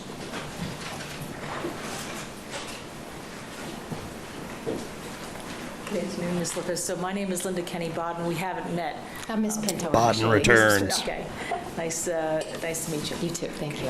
I'm not going to go through a lot of the things we just went through with Mr. Dow, but your lab is able to, under the provisions in your lab and your protocol, you can say, or you say in reports that somebody could have been in the environment of a gunshot primer resident. Wow. Chris Stewart coming through right quick with some information. Just read Tupac's family hired a lawyer to investigate connections between Diddy and Pac's murder. And if Diddy can be charged with potential findings, dude, this shit could get dark, bro. I mean, it's already dark as fuck, but how much darker? Like, Jesus. The connections could be endless with this shit. Handle to discharge the firearm. If Like, you these people find usually one don't get caught, is what's crazy. Like, unique particle. living in different times now. Okay. And you were aware in 2003, when your lab had that as a protocol, that the Federal Bureau of Investigation required there to be 3 unique particles before that determination was made, correct? That was their criteria, yes. So the criteria is different depending upon where you are, correct? Yes, that's correct. And one of the other things with regard to your report is that it's true that you have to look under a microscope, a scanning electron microscope. To detect the particles? Yes. Yes, that's correct. Okay. And Do you need more bells, Bassett? I'll put the bells out there for you, can't see baby. them with the naked eye, correct? Right. They're about 100 times smaller than a grain of sand or a granule of sugar. Okay. Very, very tiny, obviously. Yes. Okay.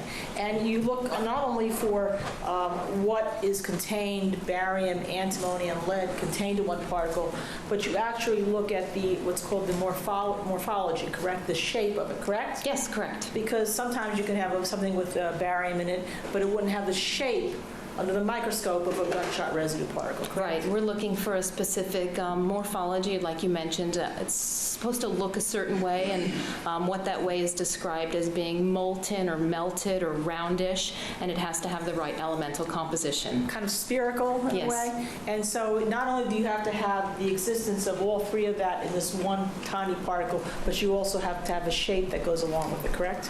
Right. But if you have a 3-component particle, it's considered unique regardless of morphology. Okay. And in fact, when you look under and you get the discs, correct, and you concentrate them on one pad. I just to hope look that I at can, the electron microscopes. keep Okay. You actually my green found, screen looking this many good. times, and you did in I the don't think case I've ever had it regarding, looking this crisp. Mr. Spector samples, a lot Maybe it's 'cause of this room's stuff, smaller? for lack of a better word, correct? Right. There's a lot of A little bit more particles. confined As a matter of fact, with the light. particles that you found that was unique to the primer containing barium, antimony, and lead was particle number 461. Do you mind if I refer to Yes, it? please.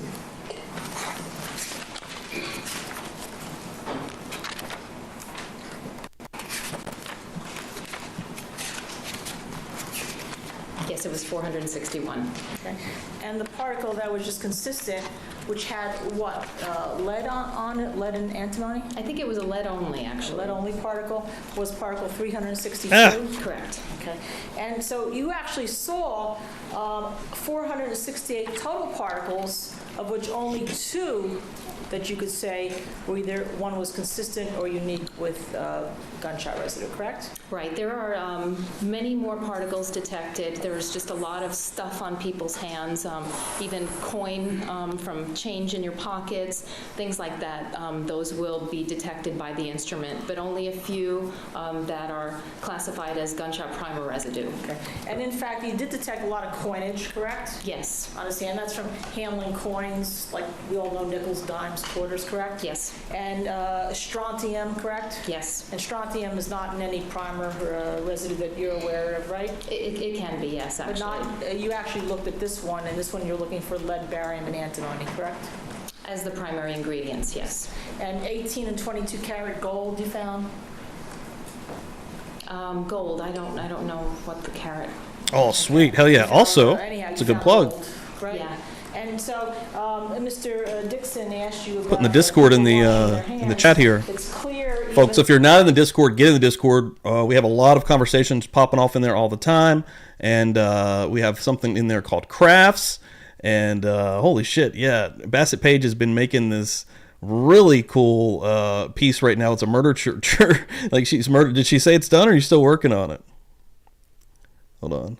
Just posted an update. So this is still in the works, and it already looks freaking dank as hell. So I'm going to wait until you finish that before we post that and show it.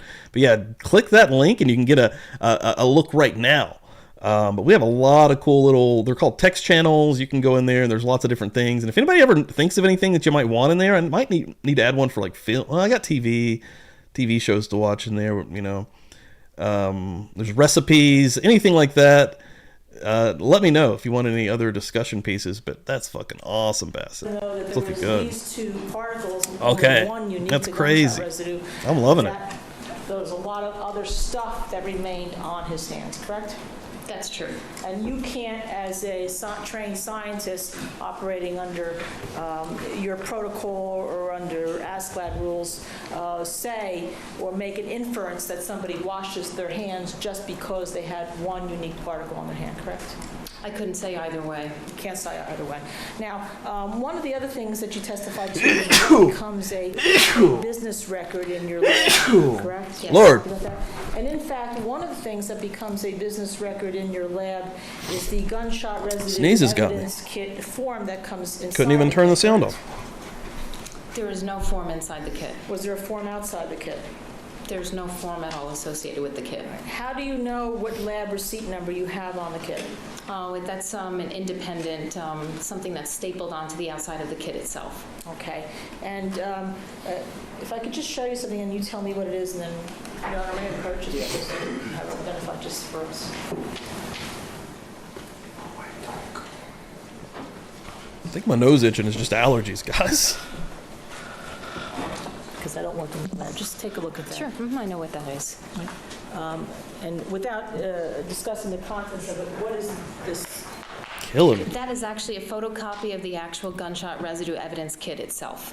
That's a photocopy of the outside of the kit Hey, itself. we got one name away from a Halloween shirt giveaway. Is required One to be name. maintained in your lab?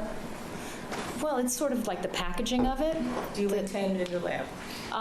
We make up the kits and we distribute them to the agencies that we service. Yeah, sorry about that sneeze in the mic there. I didn't do it in the mic, but close to it. Make up these kits that go Normally out? try to turn the sound off. We put the left and the right discs It into attacked an me. envelope with a pair of sterile latex gloves and an evidence seal. How about the packaging? Do you make up the packaging that goes? Like actually print it? Well, the item that's contained on the printing. No. You know who does? I don't. Okay. And certainly with regard to Mr. Spector, Ms. Lepisto took in this kit, correct? She received it. The information contained on it is already filled out prior to our receipt. But there's no doubt that she received it, correct? I can double check.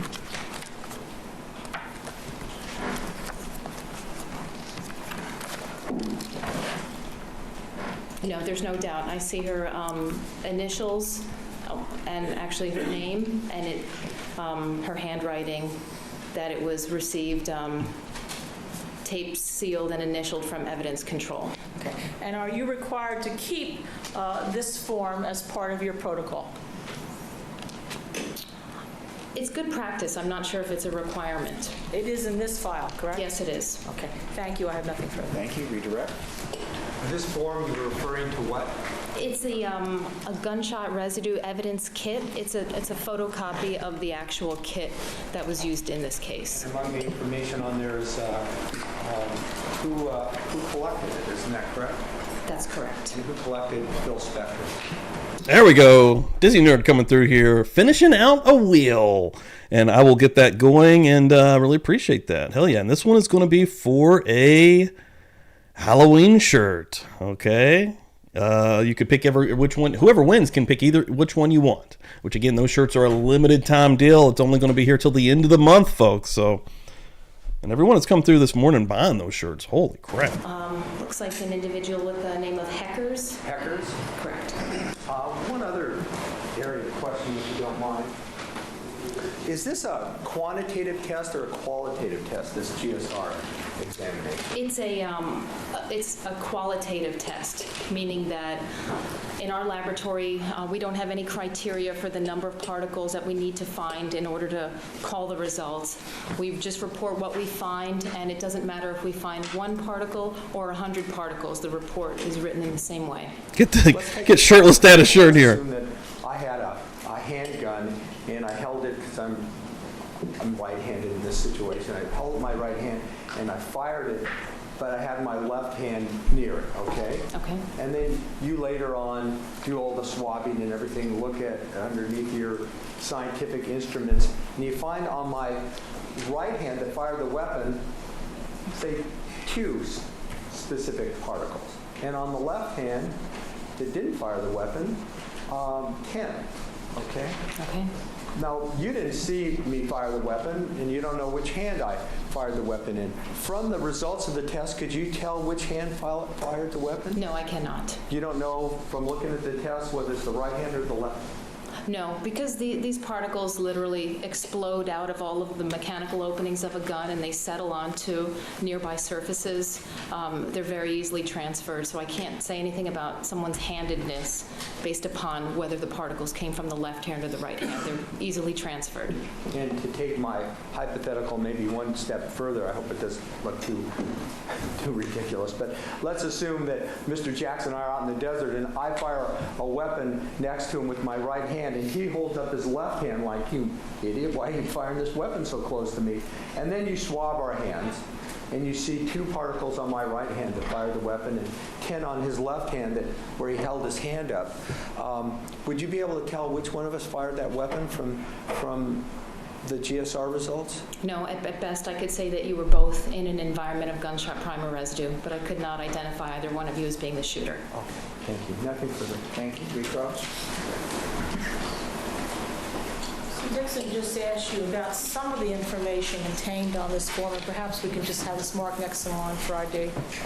Q, sextuple Q. Sextuple. Ready to go, baby. Council 1842 in discussion. And you gave him some of the information that was contained on the form, correct? I'm not sure what I said about the form. Oh, just about the individual who collected the sample. Well, you indicated that the subject was Phil Spector, correct? Yes. And you indicated the individual who collected the sample was someone named Heckers, correct? That's correct. And also that there's a file number on it, correct? Yes. And does it also tell you the date and time sampled? It does. Yo, Ember, welcome in here. Good morning. It's a little bit difficult for me to read, but I think it says February 3rd of 03 at 0655. Okay. And that's 6:55 in the morning? That's correct. Okay. And does it Good also luck. give you the time period of when the approximate time of the shooting was? It does. And that was at 5 o'clock in the morning? That's correct. And that's within that 6 to 8 hour period that you mentioned that it's best to take hand samples from a person from, correct? Well, it's actually best to take hand samples immediately after Dude, firing. that's why this was a 6-month real life deal. Like, assuming normal hand activity, brutal you don't with expect to questioning. find any gunshot residue after. I'm not saying this one 6 hours. particularly, And some but of the other information that's asked on this is the some of them are a caliber little of the weapon, ridiculous. correct? Yes. no, this is the defense Number of right shots here, fired, correct? Baden. Correct. The subject's occupation, correct? Yes.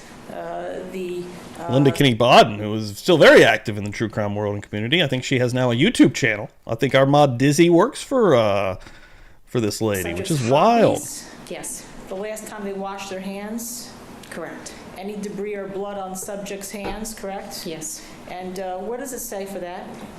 It says none seen. Right. It also asks the location of the shooting, and what does it indicate for that? Unknown. Okay. And it also asks whether the subject is left or right-handed, correct? Correct. And what does it say for It that? says right. Okay. Now, with regard to that, Mr. Dixon just asked you about whether or not you can make a determination with him and Mr. Jackson, assuming that Mr. Dixon and Mr. Jackson want to kill each other or shooting a gun in the desert, fight with them. More likely, I'd be with them. They'd be shooting the gun. But in any event, you can't make that determination based on gunshot residue alone, correct? That's correct. But you are part of a team, correct? Correct. And in fact, there would be other things that you could look at that gunshot residue would fulfill as an investigative tool, correct? Correct. Okay, thank you. I have nothing further. Thank you. Redirect. Just a couple of questions, Brian.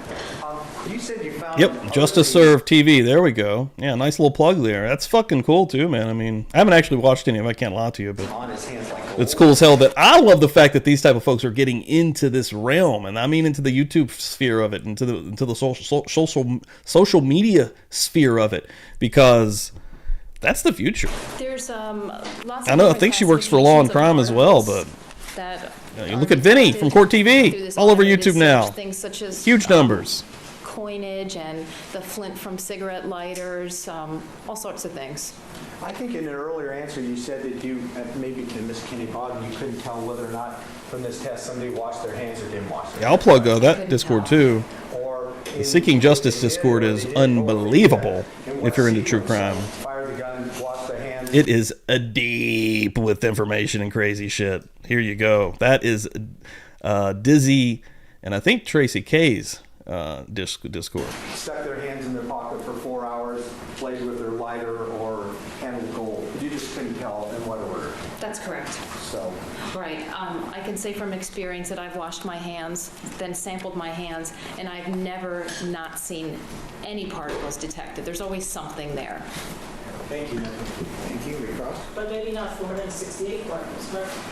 I wouldn't know for sure. It depends on if I could touch a surface that could pick up a lot of something. That's because there's no correlation, is there? That's correct. Thank you. I have nothing further. Thank you. Redirect. No, thank you, Your Honor. Subject recall. You may step down. Thank you for being here. All right, what are we going to get here? We Any got more witnesses? There's some other issues that I just want to briefly address. Judge I'm going Hard. to ask for a show of hands from the jury, and I'll explain this to counsel in a second. Has any juror either read anything or heard anything about this case? I understand everybody has been admonished not to hear or read something, but sometimes you can't help it if there's a headline or something comes on the TV before you can turn down the volume. Has anybody heard anything that would prevent them from being a fair juror or makes them think they now have information that would impede their ability to be a fair and impartial juror? Just raise your hand. There are no responses. The reason I did this, we have a real good jury, and a couple of them approached the clerk and said, I wasn't supposed to read anything, but there's a headline before I could turn the paper over. What do I do? That's exactly, they let the clerk know, and all I can say, unless somebody wants to follow up, anybody want to follow up? Anybody? If you hear or see something that affects you, then let us know. You're still under the same admonition not to read any articles, not to watch any news shows or listen to anything. But if in trying to turn the paper down because you've seen a headline, or you go to turn down the TV because there's a blurb advertising the news show, only if it affects you or it causes you a problem are you to let us know, because otherwise I have the feeling we'll be here each and every day going through a hearing. So if something happens that you think causes you a problem, you let us know. You're doing a great job. Now, my understanding is tomorrow morning one of the jurors has a graduation. Is that correct, Wendy? Yes. Okay, so we're not going to be in session tomorrow morning. We'll resume at 1:30 in the afternoon. And then on Wednesday... Right, there I think medical appointments that have been pre-scheduled. Now, I will say this. The people are almost done with their case. How many more witnesses do you have? Probably one. Okay, that'd be Dr. Harold? Correct. Okay, that witness will take some time on direct and cross-examination. At the conclusion of that, the people will be resting their case, as far as I know, and things do change and they are fluid. I'm just trying to give the jurors some idea of where we're going, and then however long the defense takes to put on its case. We had told you originally, I think, that we would conclude this case sometime in August through July and August, and that's where we're at. We're exactly on schedule, if not a little bit ahead of it. So I just wanted to give you a heads up and let you know that. So with that in mind, keep in mind the admonition, and we'll see you at 1:30 tomorrow afternoon. And that's the same for council, 1:30. Okay, thank you. Let's see where we're going next here. Still got a little bit of time this morning. An hour. Well, I think I've seen this lady, Dr. Lynn Harold, LA County Sheriff, senior criminalist. Is she back? Do I know her from another trial? And let's go ahead and do a will here real quick. I'll do that in just a second. Everyone in here appreciate it. We're about to give away another t-shirt. We're going to give away one of these guys right here. Either the getting drunk and or probably nothinged skeletons hanging out there, the Publicly Buzzed shirt, Halloween tee, or this Buzz Nation ghost drinking some wine. Both of these have been hot also, guys. Yeah, one of these shirts is going to be given away right now. Whoever wins gets to choose between them. Okay, you got to trust me on this. You got to trust me on the spin. Okay, I know. Everybody didn't see the first spin. You can see some of the names. The green screen kind of screws it. Actually, hold on. I can turn the green screen off. I should have done this the first time. Hold on. I can't do that. Hold on. All right, we can at least do that a little better. All right, there we go. It's still not, you can't read it greatly, but let me go. Let's spin her. Good luck, everyone. I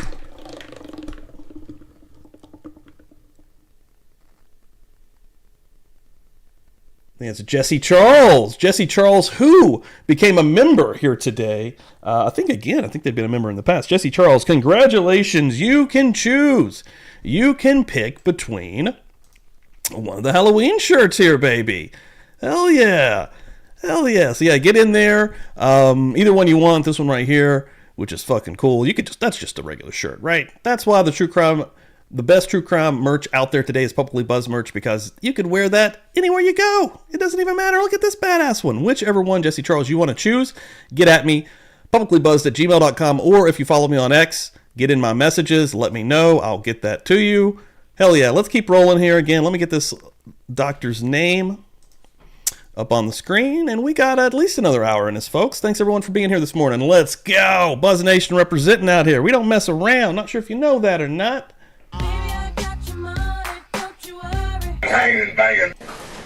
Lynn Denise. Dude, she's been here before, right? LYNNEDENISEHEROLD. Thank you. You may proceed. Thank you, Your Honor. Dr. Harold, I'd like to start off by asking you what you do for a living. I'm a forensic scientist, or criminalist, as we call it on the West Coast, with Los Angeles County. Oh. I have been such since 1982. For 6.5 years, I worked at the coroner's department, and then I laterally I need to get a Will Gate emoji. That's a good call. Department, where I have worked ever since. What was your I get assignment? so tickled. Well, I guess I should ask you both questions. What's your current assignment? I am a trace evidence analyst. That is, I specialize in the area of evidence examinations that include all the things in the world that could ever be considered trace evidence associated with a case, other than blood typing, firearms exams, and drugs. There we go. Another new person rolling through here real quick. Shayna Ray. Welcome in here, Shayna Ray. I hope you have a good time. Welcome in. Like hair, fiber, paint, arson, explosives, impressions, plant material. In this particular case, I was also involved in field investigation information and bloodstain pattern interpretation. I'll get to the specifics of what you did in this particular case in just a second. Let me ask you, first of all, did you hold that same assignment back in February of 2003? Yes. And were you assigned to perform certain analyses concerning the case that's now before the court? Yes. What education, training, and background qualifies you, Dr. Harold, to perform the kind of jobs and duties and assignments that you've just explained to this jury? I have academically a Bachelor of Science. Sorry, let me get comfortable. She's about to grab that mic and just start singing like Elvis. That would have been amazing. Science and a PhD in biological sciences, Bachelor of Science from Kent State University, PhD from University of Southern California. Yes. Still got a little bit of coffee here myself. My initial science education to analyze items of evidence, in some cases strictly from an academic background. That was my introduction to things such as microscopic body tissue identification, plant material identification, things like that. And then supplemented with that, I have continued over all these years to engage in continuing education processes and on-the-job training. Specifically, Hey, I've let me had put Jesse courses Charles in the winning either circle. through the FBI or California Criminalistics Institute in things that include bloodstained pattern evidence, polarized light microscopy, which is a special kind of microscopy, some toxicology basics, fiber exam. And if I don't think I've seen Jesse Charles, actually, they might not still be in here. So if anyone sees them in a chat, let them know to get at me. I would actually like to get this one. Honestly, I might even skip this one ahead since it's a specific Halloween tee. I would like to get them to be able to wear it this season. Hair So exam, animal hair exam, low explosives, on and on and on. We have 11 subspecialties, and I've had at least one or more course in each of those. In addition to that training, I've also engaged in personal experimentation and or reporting and publication on some of those specific topics to peer review groups. That's for training. All right.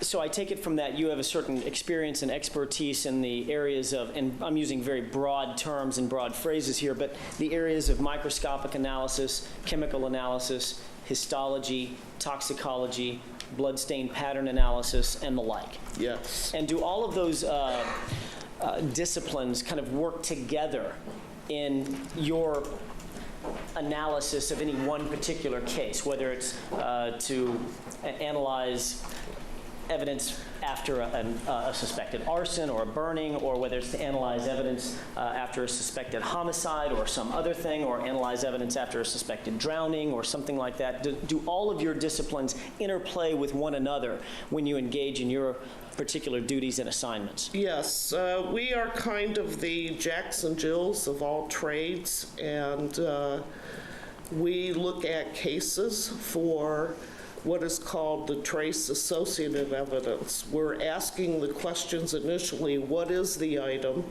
and where did it come from, and does it answer any questions relative to a case to associate people and places and times of events that could be used to provide information for courts' law. yeah, this lady's smart. You can when tell. we Seems cool too. get started in just a second, I'm going to ask you about 3 specific questions that you've been asked to answer. Alan Jackson, forensic science Karen Reed fame. to answer in this particular case. But before I do, I think we need to start with some level of foundation. So I'd like you to educate the jurors a little bit on some of the terminology that they might encounter through your testimony concerning specifically bloodstained pattern analysis. First of all, what is bloodstained pattern analysis, and what part does it play as an investigative technique, for instance, in your discipline? Bloodstained pattern analysis and interpretation is the applied interpretation of looking at an incident where blood has been shed. And you are basically looking at given patterns that we know can appear from certain activities, and we know this from experimentation in the laboratory, and then interpreting them based on the circumstances of the case. And the science itself is based on known factors of chemistry, biology. Hey, later, Chris. Thanks for coming in here, dude. And again, hopefully we'll be working that out for Wednesday this week. Chris will be coming through. Jody plus Shay. Hopefully we'll be able to I'm hoping we'll be able to make it work for everyone that was coming on, and Lee Miller as well. Have some incredible guests again to talk. Stephen Stearns, and looking some more interviews. We still got 2 episodes of that series coming at you. So yeah, have a great day, man. Physics, thanks for coming in here. As it applies to the fluid that we call blood. All right, I want to explore that just a little bit. We've all heard, I think, through the course of this trial, going on several weeks, going on several months, we've all heard the phrase spatter. As a matter of fact, we've heard it misapplied as splatter. People tend to stick an L in there for some reason, but the actual term is spatter, correct? Yes. In terms of blood and blood spatter, and I may be using some inartful phrases here, but help us understand what is the analysis and interpretation of blood spatter in your discipline. Fuck yeah, new folks, baby. Have a great day, man. Thank you so much. And this is welcome in, Buzz Nation. Fairly simplistic, and not a lot of. Make sure you got the bell clicked. Also, any new people subbing up, make sure the bell's clicked for when I do go live or drop new content. You'll get a notification, hopefully. When you cut yourself and you bleed, if you do nothing to that drop of blood coming out, the only influence on it is the laws of physics and biology and gravity, and that's a passive activity. You hold your hand out, it will form a certain size droplet. That droplet then will fall off due to the effects of gravity. Hell yeah. A lot like when you take a wet rag and you hold it up and a drop of water drips down. That's all governed by the laws of physics, and it's a passive activity. If something hits that drop or impacts that drop, you then break that drop up into smaller droplets, just like if you had a wet, beaded up water on a counter and you hit it with your hand, you break those drops up into smaller drops, and that is what we refer to as spatter. And there are various sets of terminology that have been used over the years. One set of terminology refers to the spattering event as being a low amount of energy, a medium amount of energy, or a high amount of energy being applied to the drop to break it up. Basically, a gunshot wound, by definition, is a high energy event, a high energy spatter. So you will break that blood up into many droplets and to many small sized droplets. Okay, I want to back up for just a second and ask you about that last answer. You talked about high energy spatter. High energy spatter, as you defined it, I think necessarily implies that there's other kinds of spatter as well. And I would guess as a common layperson that there might be low energy spatter, correct? Yes. All right, so using your example and taking that one step further, if I cut my hand and just passively hold it over this desk, there will be some bleeding onto the desk and some drops that the laws of physics and gravity govern, and those drops of blood will drop down onto the desk, correct? Correct, and that's passive drip. All right. Is that considered in the field in which you work? Is that considered blood spatter, the drop that's on the desk? It could be spattered if the surface it hits breaks the drop up, or it could be just a single drop that hits the counter and it's, one drop, and then there could also be little satellite spatters coming off of it. That was my next question. It's a nuance of the terminology. Okay, so if, for instance, using my example, I have a cut hand and I have one drop that drips down onto the desk, and then I have a second drop that drips into the first drop. And we've all seen those commercials. They use those high resolution cameras, super slow motion cameras to show a blood or a water drop or something, and you see this nice, beautiful, almost explosion of little droplets that come from the larger drop. Is that blood spatter?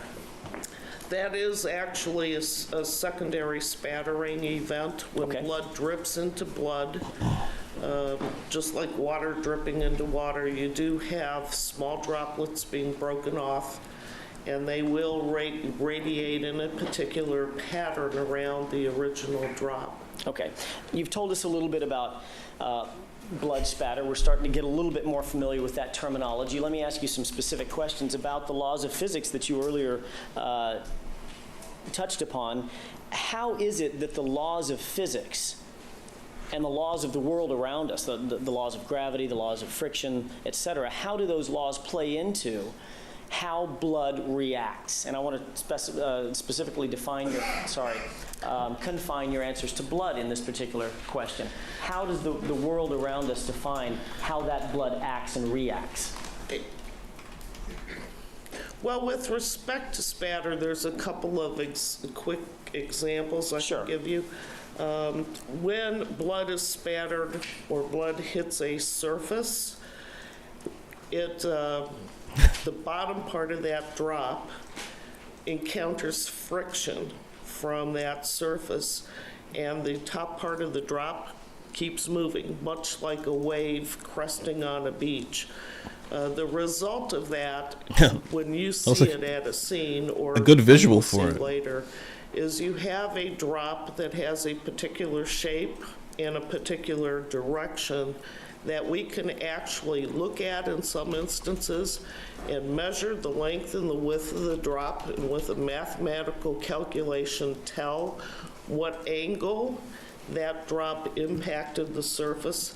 And from the shape, we can tell which direction it was moving when it hit that surface, whether it was going this way or this way, for some drops.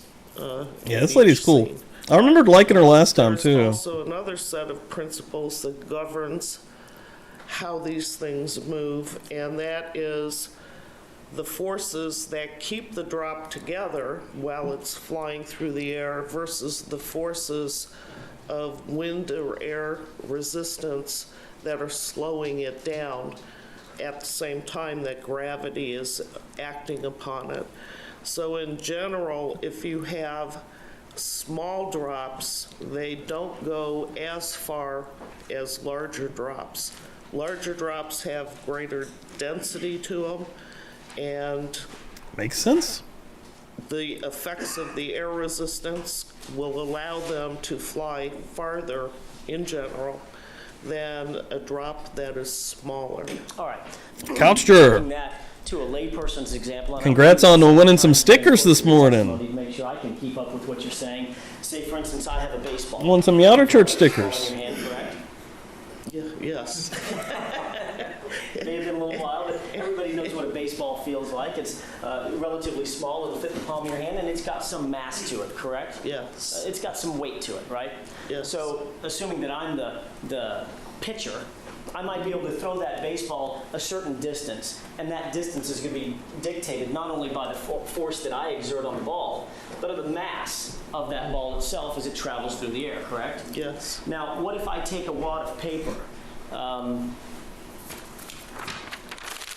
and I just wad up the paper, and the paper is about the same size as a baseball. This one's a little bit smaller, but let's say that I take this piece of paper and I wind up and I throw the paper with about the same force that I threw the baseball. Would you expect this piece of paper, and by the way, this was one of your real important notes, Pat.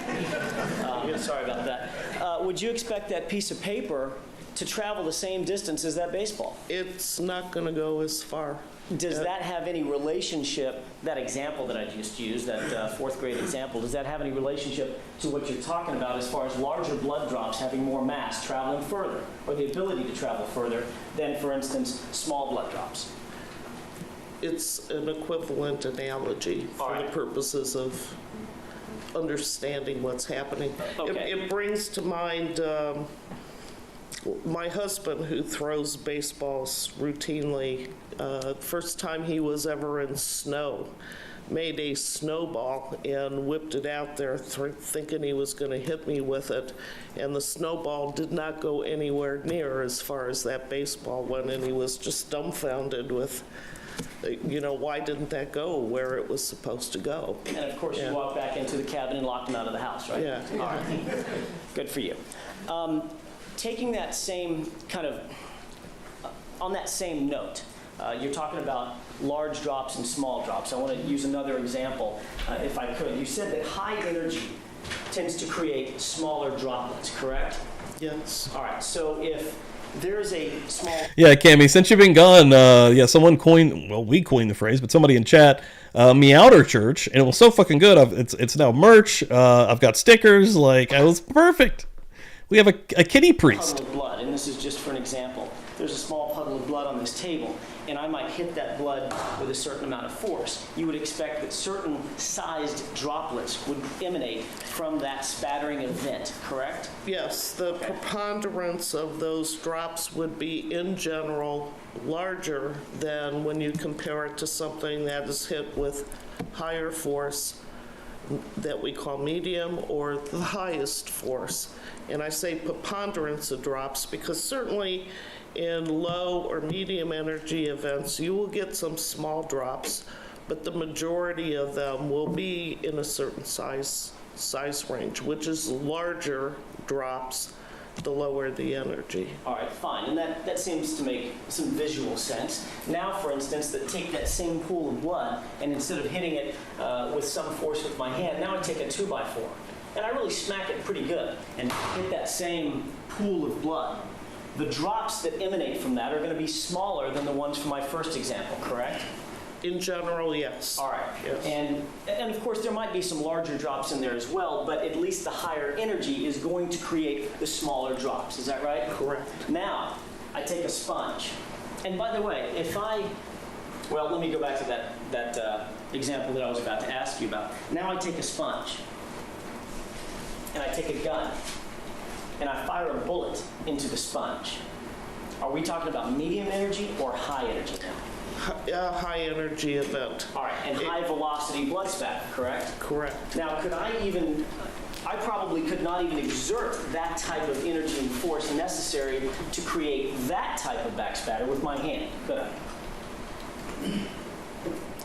Back spatter? I'm sorry, blood spatter. What the hell are you talking about, Alan Jackson? No, in general, not. Huh? Back splatter? High velocity events are things such as gunshot wounds, power tools.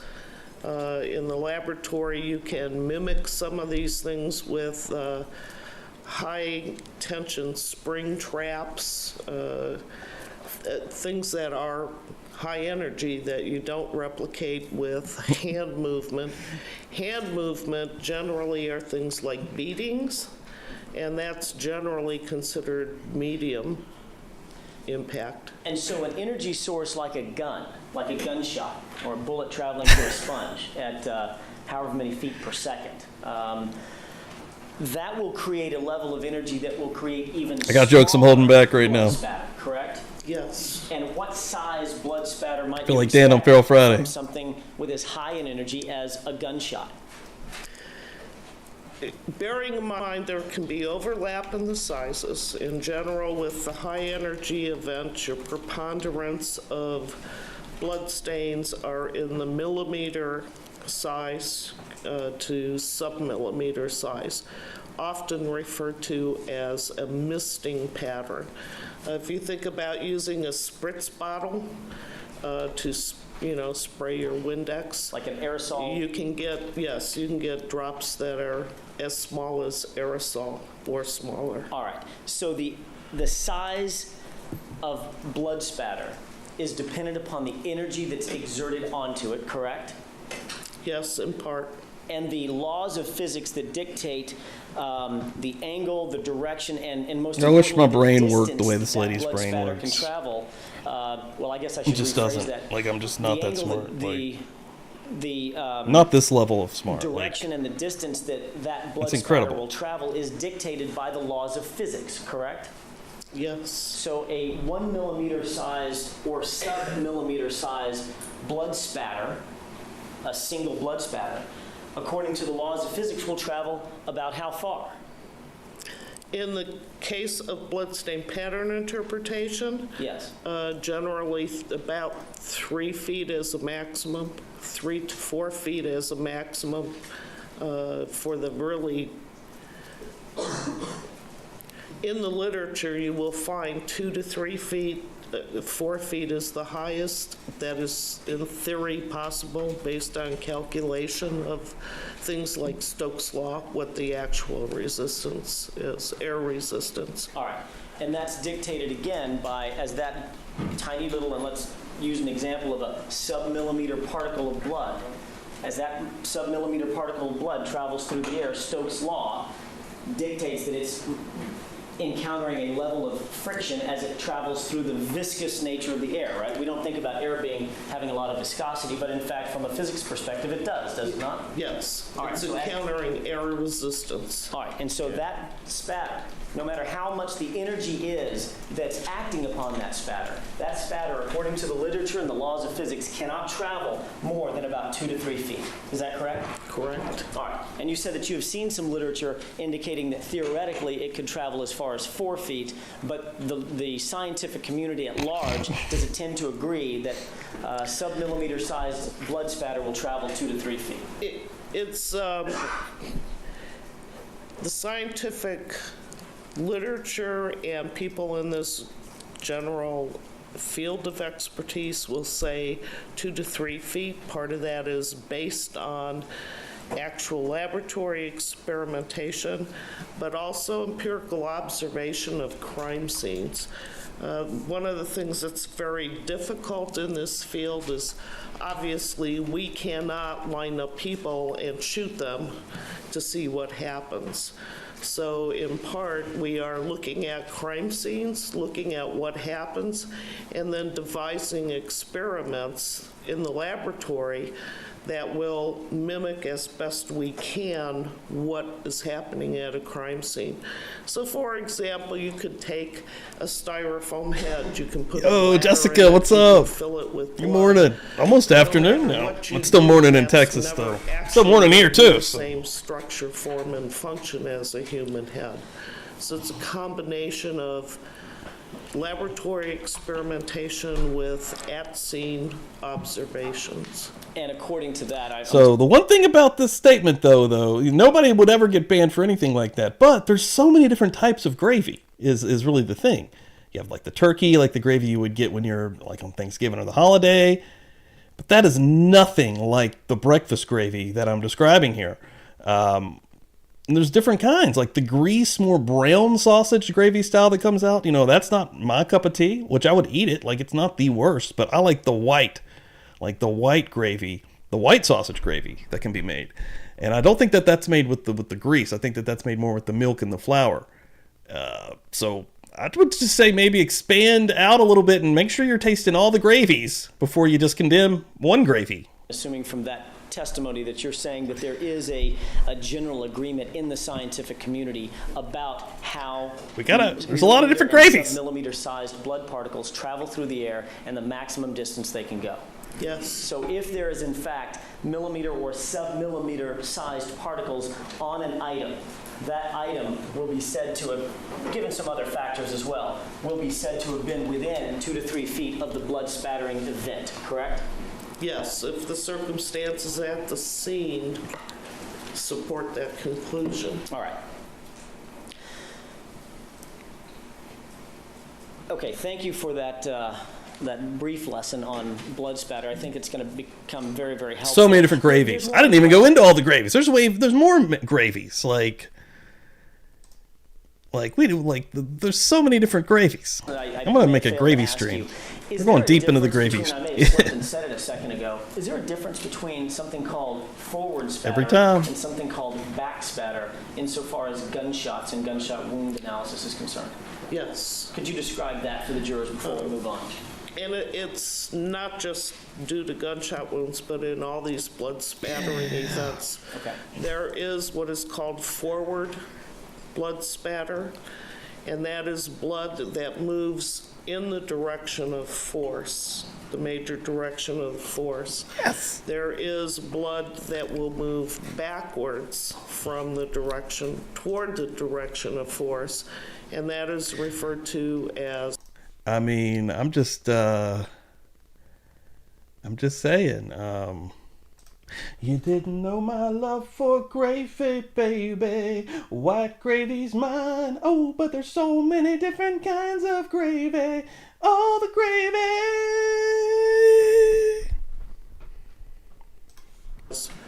Back spatter.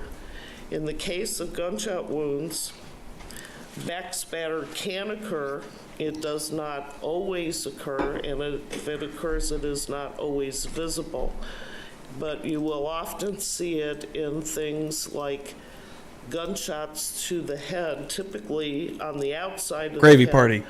where the gases from the gunshot can't dissipate. They don't have a place to dissipate because they're right up against bone and skin, and that they will dissipate backwards along with part of the blood. Then if There we go. does occur, Everyone wake up. what happens is it can get trapped in hair, it can get trapped in clothing, and is not always visible. What the fuck? What a lot of times you see on TV, you know, the gunshot wound and you see this burst of blood coming out of somebody, that's actually forward spatter, because that person's got a little charge in their shirt with movie blood that is making I thought that's something where she was very going. visual for you to see. And that's actually forward spatter.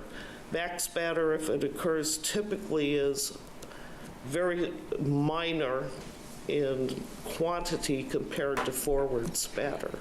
So when we see in these Hollywood movies, someone gets shot with a gun, and all of a sudden the shooter's standing. Look at this demon from hell just staring her down right now. Good fucking God. Yeah, I need a gravy boat emoji and a Willgate emoji.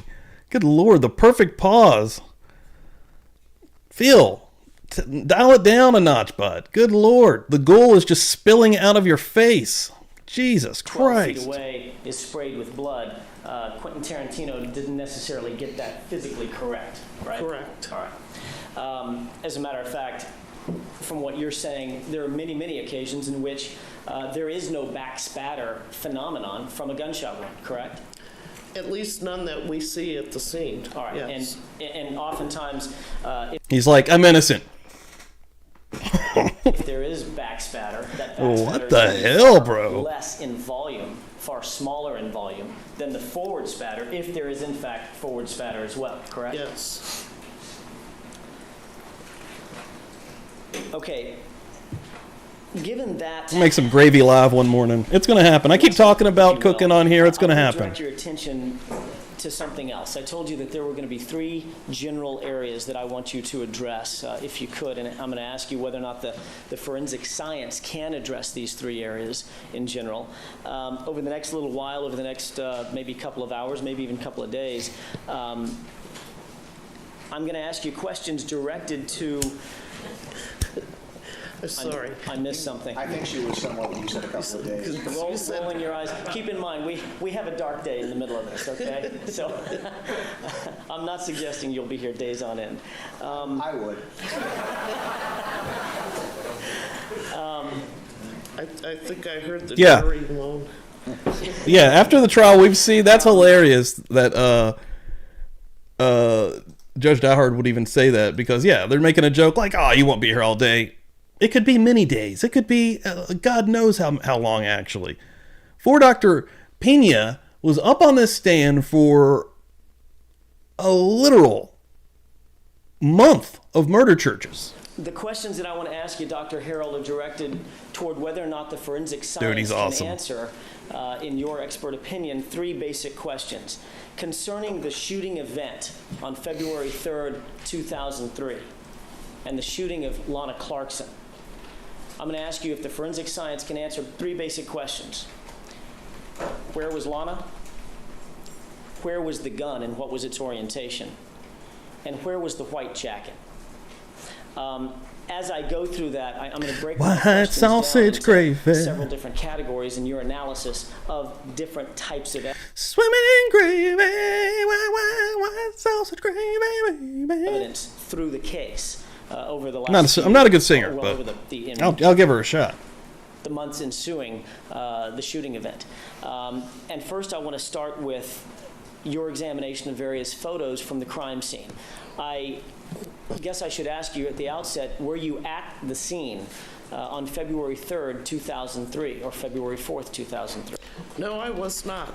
Did you have an opportunity, Dr. Harold, to examine various photos of the victim, Lana Clarkson, as she was found at the crime scene?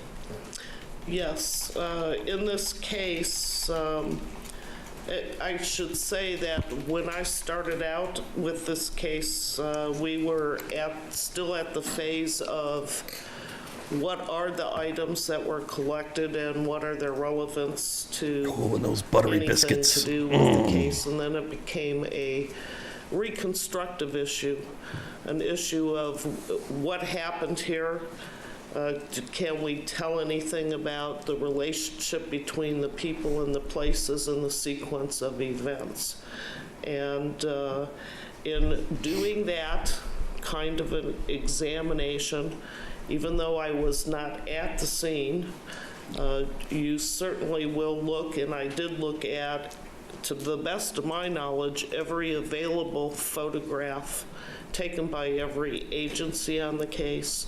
I reviewed other experts' reports, for example, Steve Renteria's field investigation, Jim Carroll's work, all the other witnesses that you've heard about. I reviewed the autopsy report when it was available and the odontology report, as well as obviously my own information, generating my own information on the case, which is all in this nice big file here. That's your case file in front of you, correct? Including all your notes and your reports? Yes. All right. And that was generated during the course of your examination of all of the evidence that you did analyze and examine in this particular case, correct? Yes. I'm going to start off by asking you to look at a series of photos and tell me if you recognize the photographs. Many of these have previously been marked, so we're not going to remark. Your Honor, for the court's edification, I will mark probably, 20% of what I go through will be new, but most of the stuff that I'm going through will be pre-marked.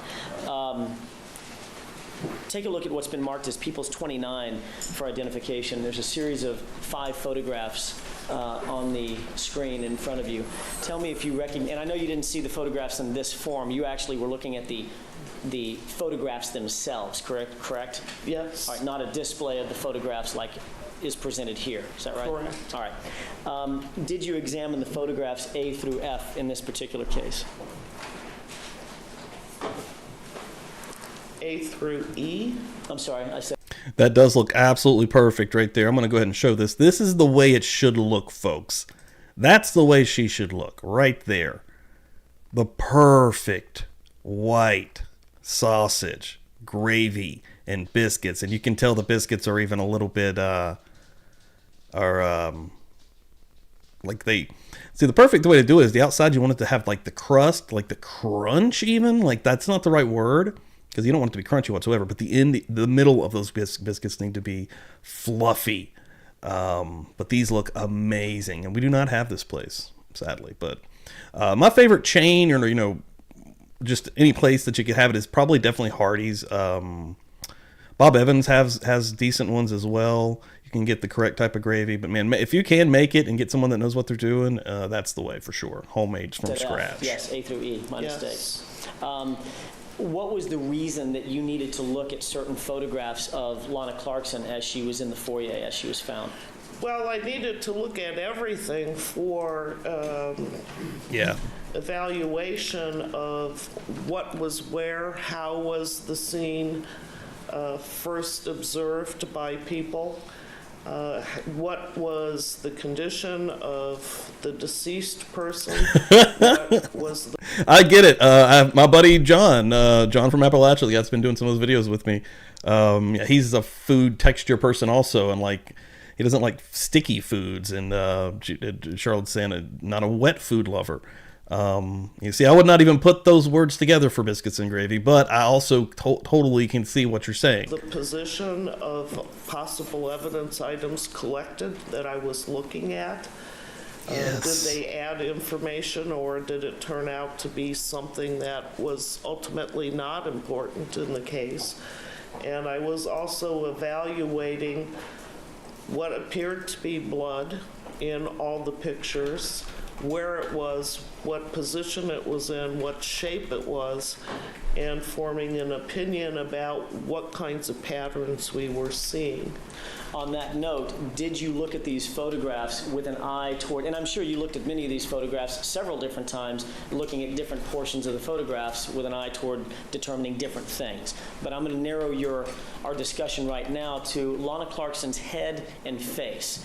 And I'm going to ask you if you looked at these photographs, and if they assisted you in making a determination as to the position of her head, neck, and face when she was killed.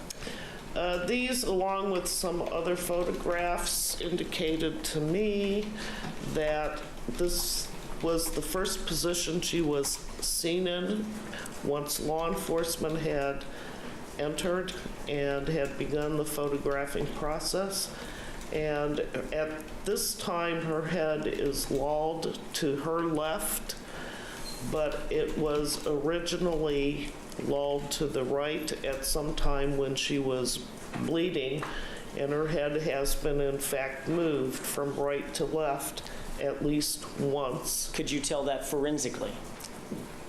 Based on the bloodstain patterns. Take a look at People's 40, what's been previously marked as People's 40, and tell me if you also reviewed these photographs. Yes. Do these photographs indicate what you were just describing to the jurors about Lana Clarkson's head being lolled to the left or kind of hanging over her left shoulder? Hey, Michelle, have a great day. Thanks for hanging out this morning. Or the bloodstain pattern that led you to the conclusion that her head had in fact been moved. This, along with some other pictures, let's see if I can get phaser.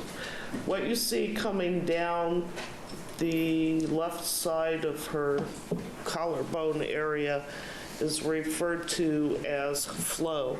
That's blood that contacts the surface and with the force of gravity is just flowing. Blood does not flow uphill.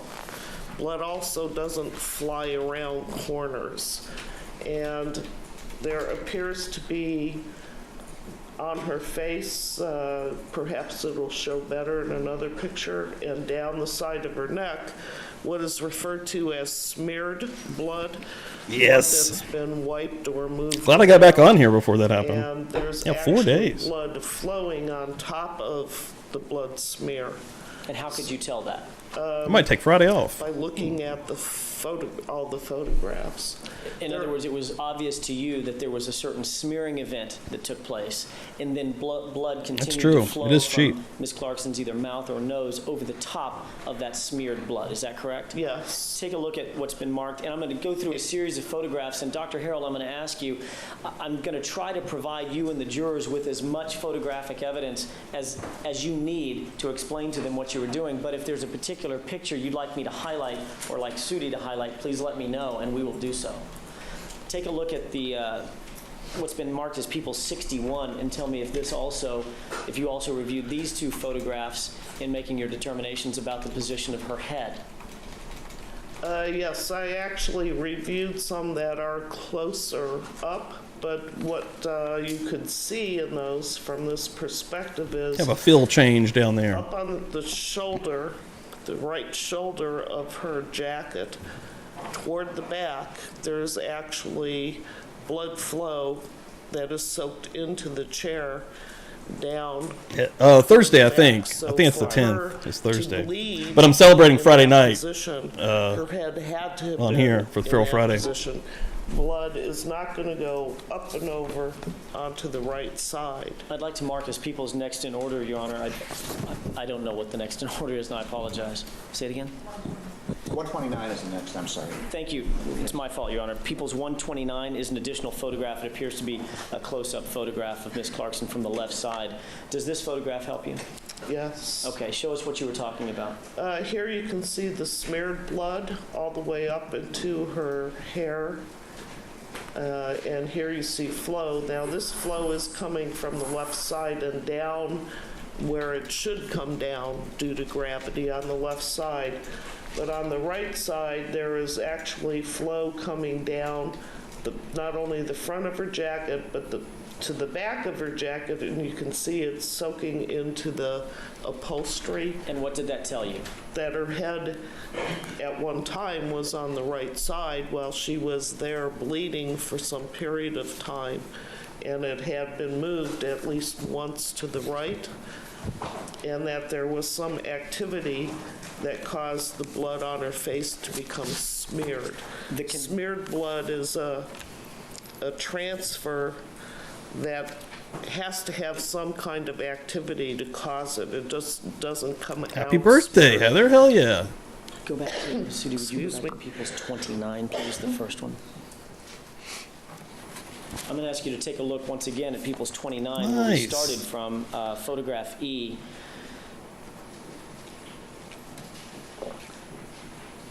Does that photograph, the bottom right photograph, does that depict this smeared blood that you're talking about, or a portion of the smeared blood that you're That's what I'm talking saying. about? Take the whole month. Can you say, And it's Halloween. Come on. in your expert opinion, that the blood that is seen on Ms. Clarkson's face and the blood that was seen on that previous photograph in People's 129 up around the ear and the cheek and those areas, including the bridge. I of am the that nose Jack and on the Nicholson cheeks in this meme. photograph E, did not come simply from the gunshot wound that she suffered? No, they did not. It is not spattered blood, and it is not a straight blood flow. It's blood that has been moved in its position. If Ms. Clarkson had been shot to death and not touched again after that, we would not see these photographs, correct? She would not be in this condition. You wouldn't have a smear unless there was some activity that caused it. So somebody manipulated not only her face and neck, but manipulated the blood on her face and neck. Yes. Check out the dankest merch in true crime, PubliclyBuzzed.com. It was your understanding in reviewing the evidence in this case that Ms. Clarkson, and we'll get to this in more detail in just a little while, but it was your understanding in reviewing the evidence in this case that Ms. Clarkson was immediately incapacitated, correct? Yes. So the condition of her face and head having been moved from the right to the left did not come from her, for instance.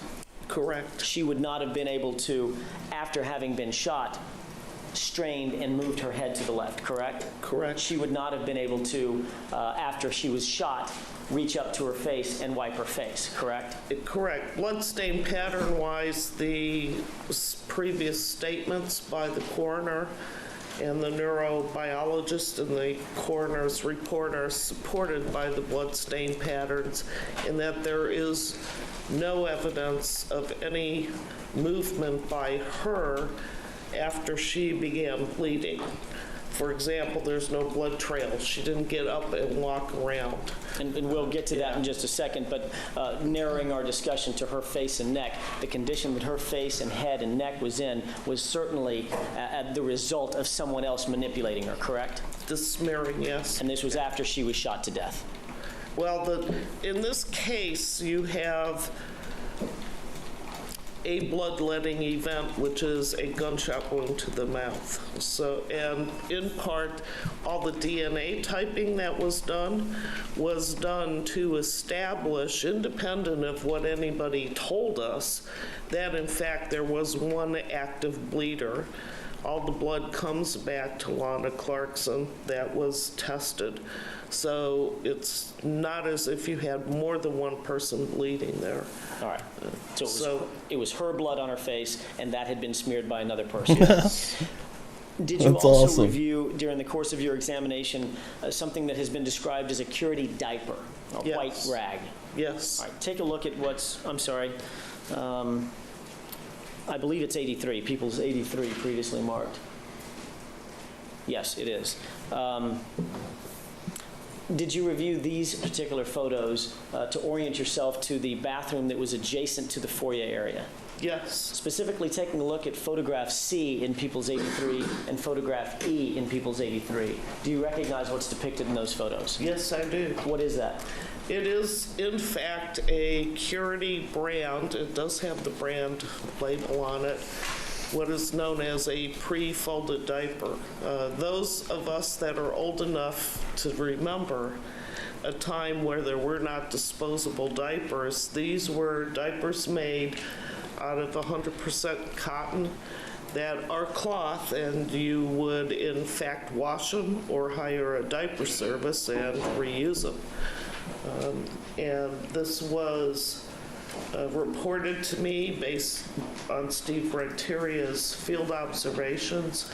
Anybody that's new here that has not seen the inside of Phil Spector's house, yeah, this is the color everywhere's. Everywhere is this weird maroon fucking color. The toilet matches the carpet. Look at that. It just melds right into each other. It's the bathtub. It's crazy. To have been found. Sometimes he wears a suit that's this shade. Bathroom. All right.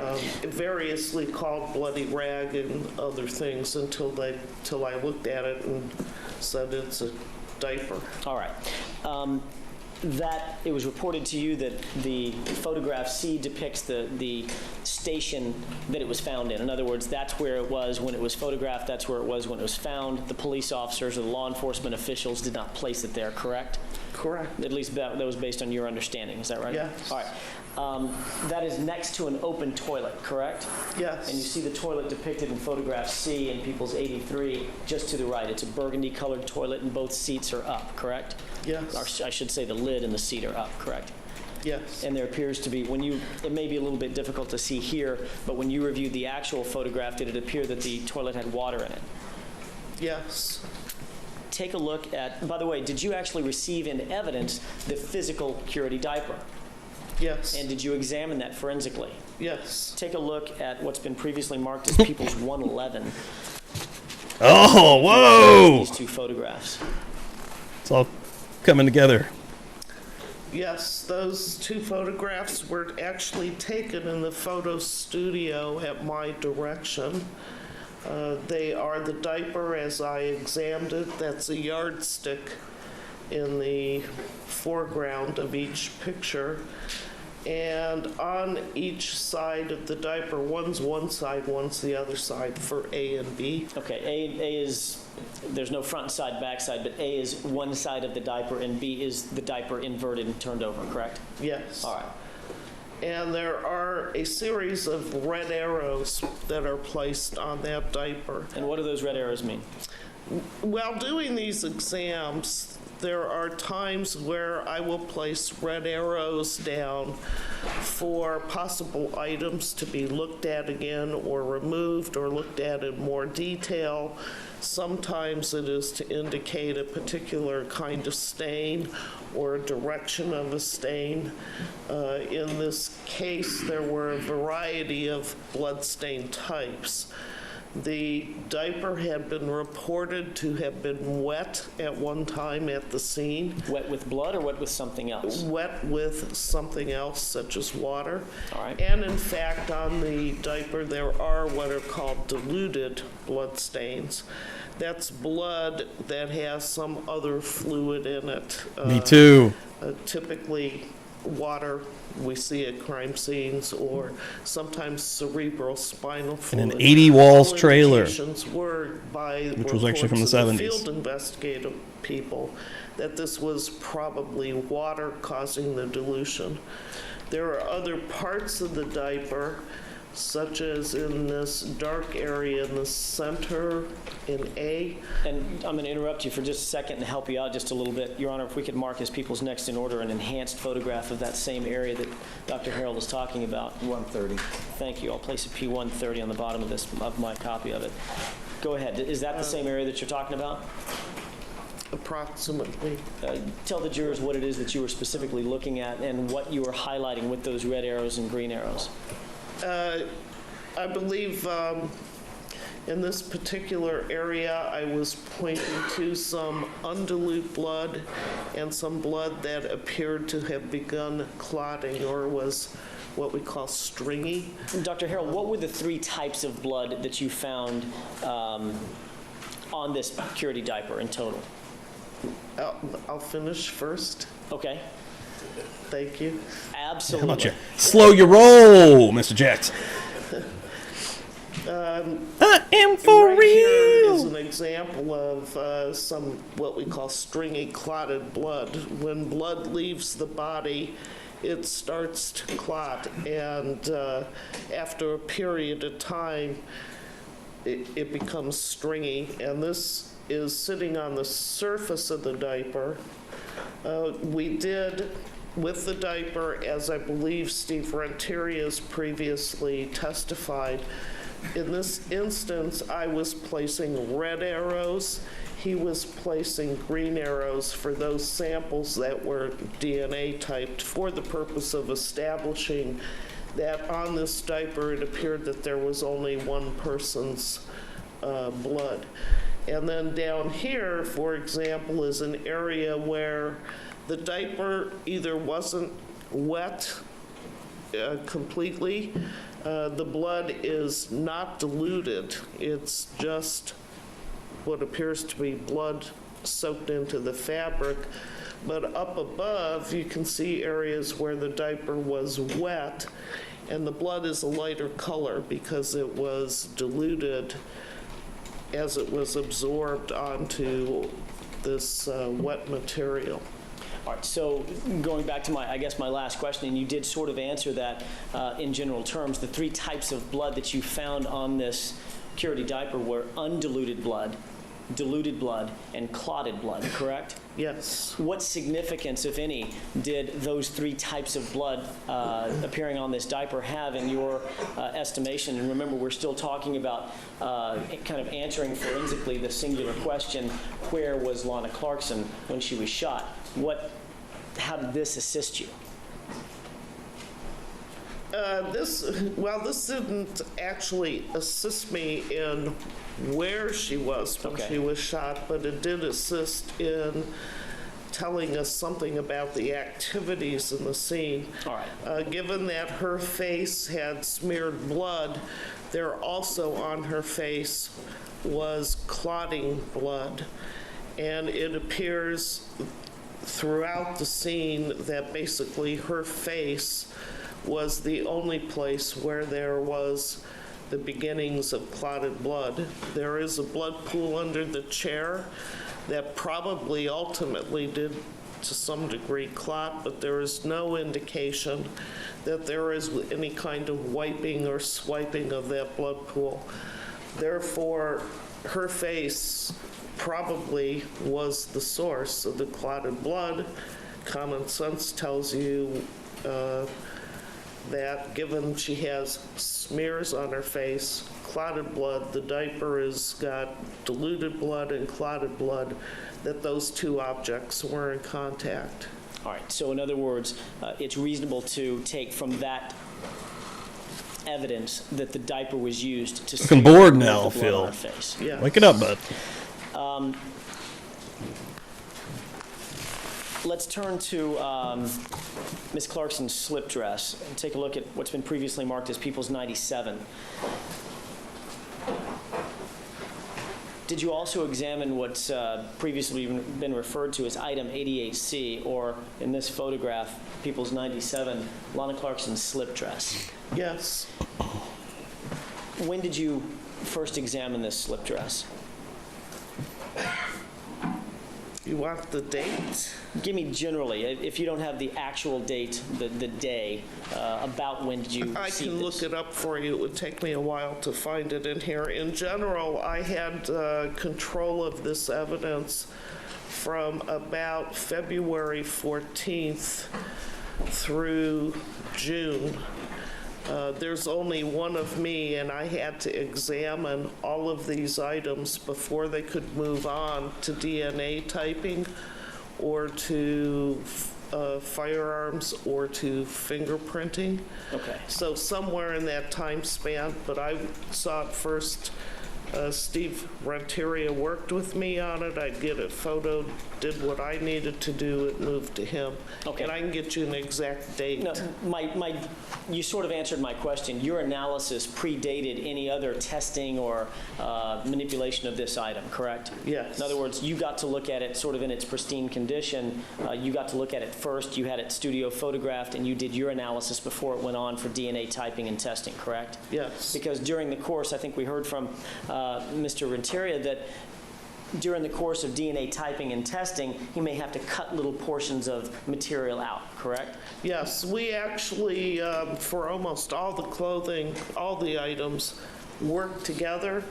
Once I did what I needed to do with pattern information, he and I would go together with the item to photo studio, direct the photographs, and at that time, he selected what he was going to collect for DNA, put down his green arrows, photo taken, item moved from my custody to his. Okay, the slip dress as we're seeing it looks like it's in one piece. Actually, was it your understanding that at the coroner's office to remove the slip dress from Ms. Clarkson, it had to be split down the middle? It was actually split down the left side for the slip dress. All right.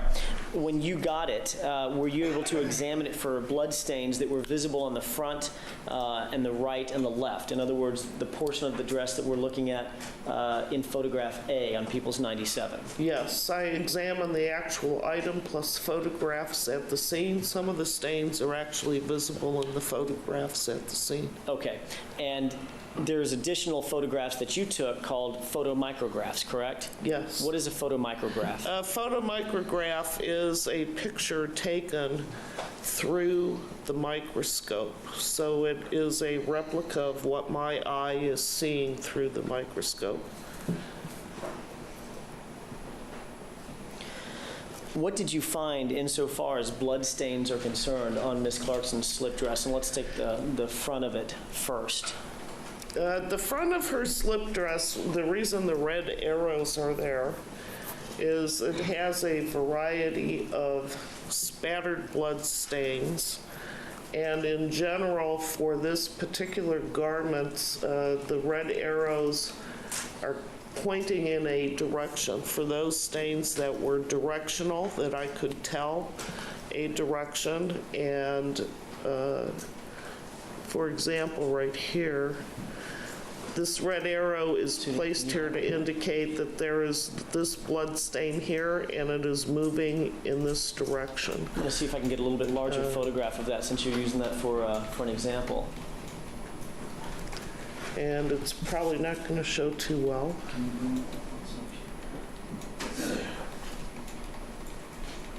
Okay.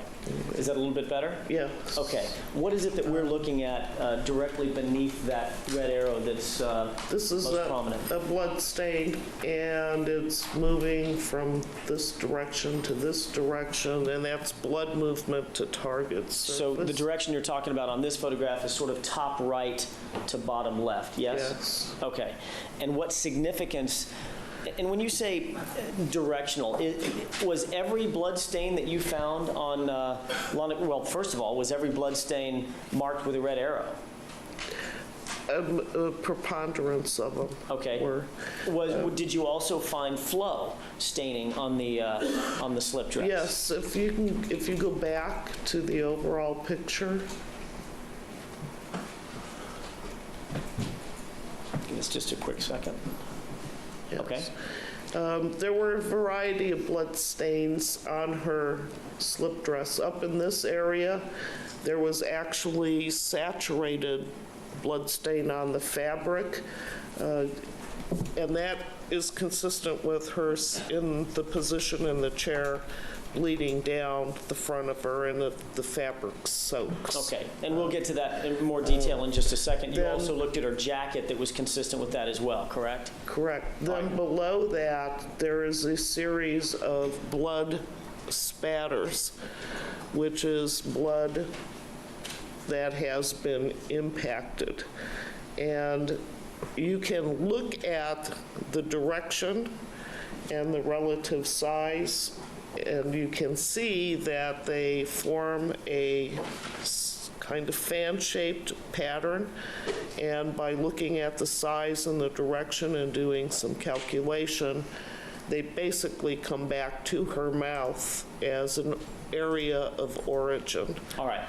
Let me ask you a couple of questions before you give us more explanation on that. The stain that we just highlighted a second ago, the larger stain, were all of the blood stains that are highlighted by these arrows that same size? No, that happened to have been a very large one that the jury could see. Did you also find blood staining on this dress that was the subject, the product of, or I guess I should say it was defined as high velocity blood spatter? There was blood spatter on this dress, that slip dress, that was very fine, that you could see with the stereo microscope. Jersey Jan, thank you for hanging him on this morning. Have a great day.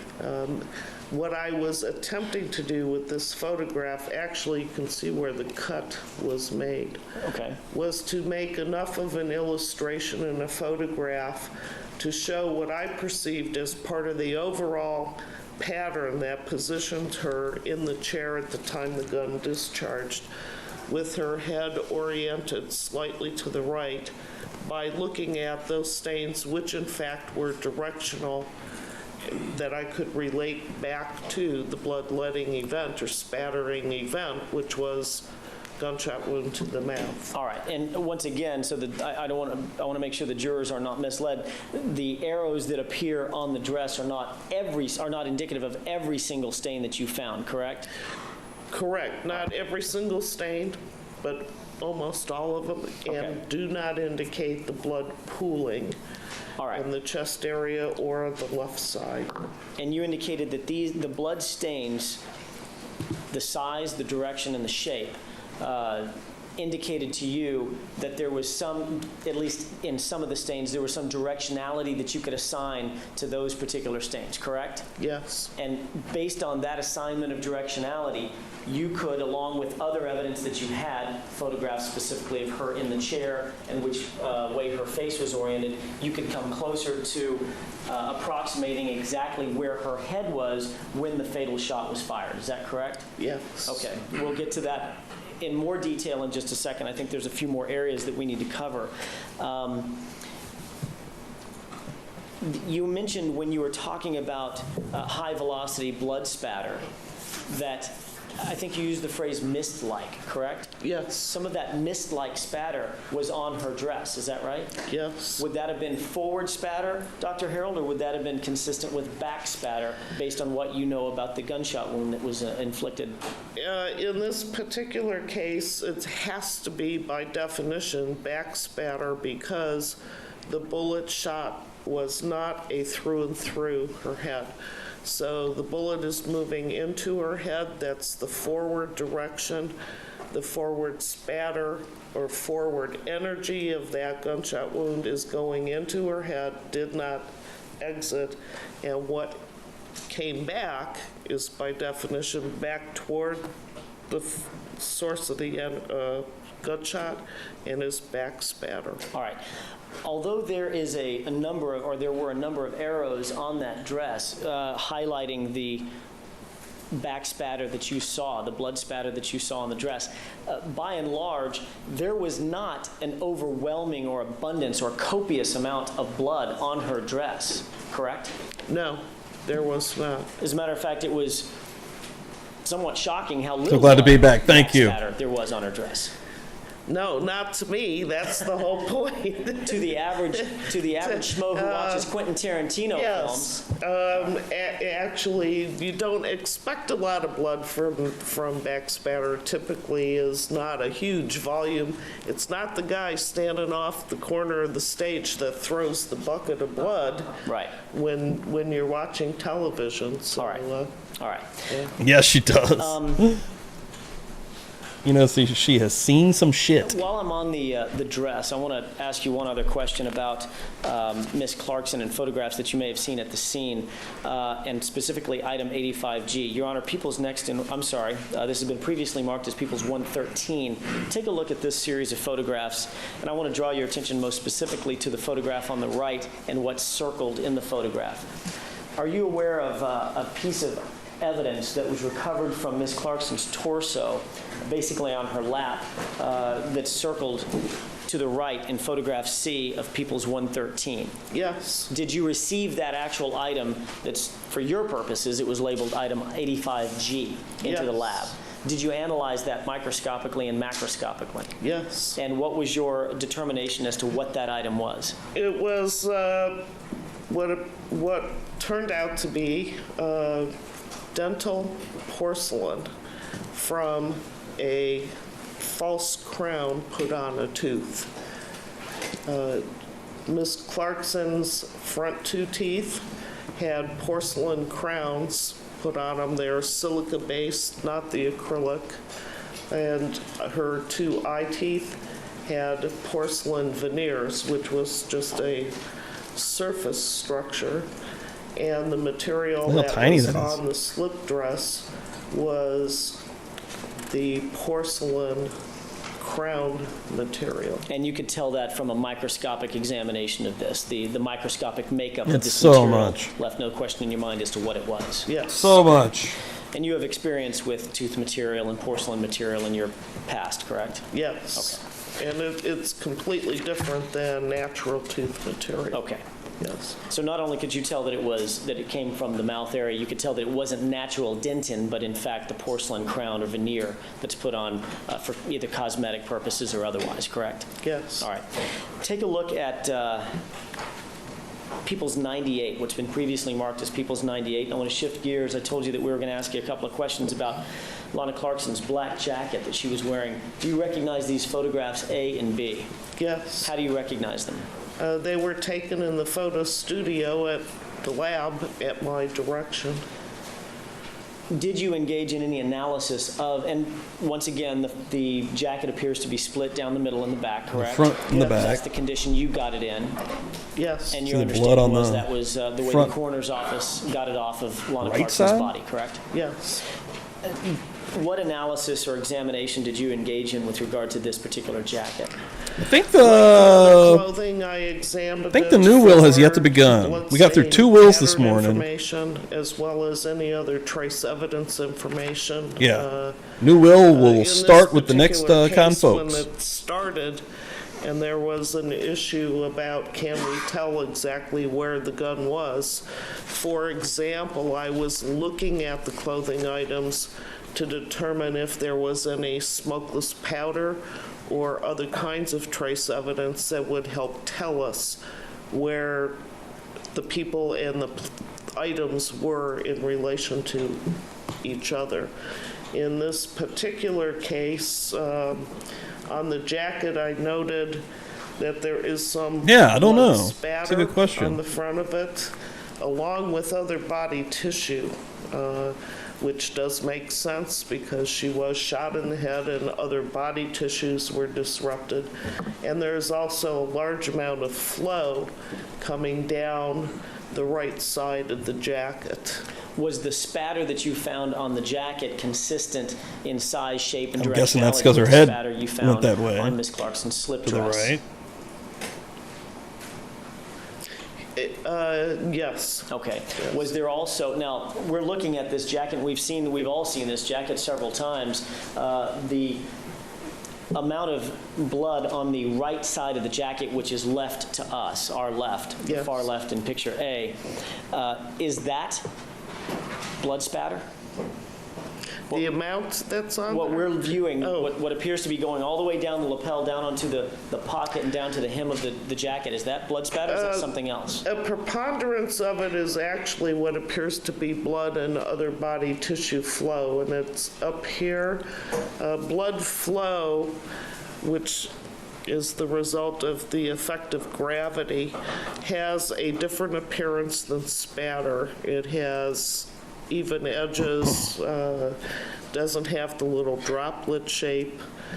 So it is apparent that after she sustained her wound, that she was sitting in that position with continued blood flow for a period of time down the side of her jacket. It actually saturated through to the slip dress when I said there was saturation of the fabric on the slip dress near the top.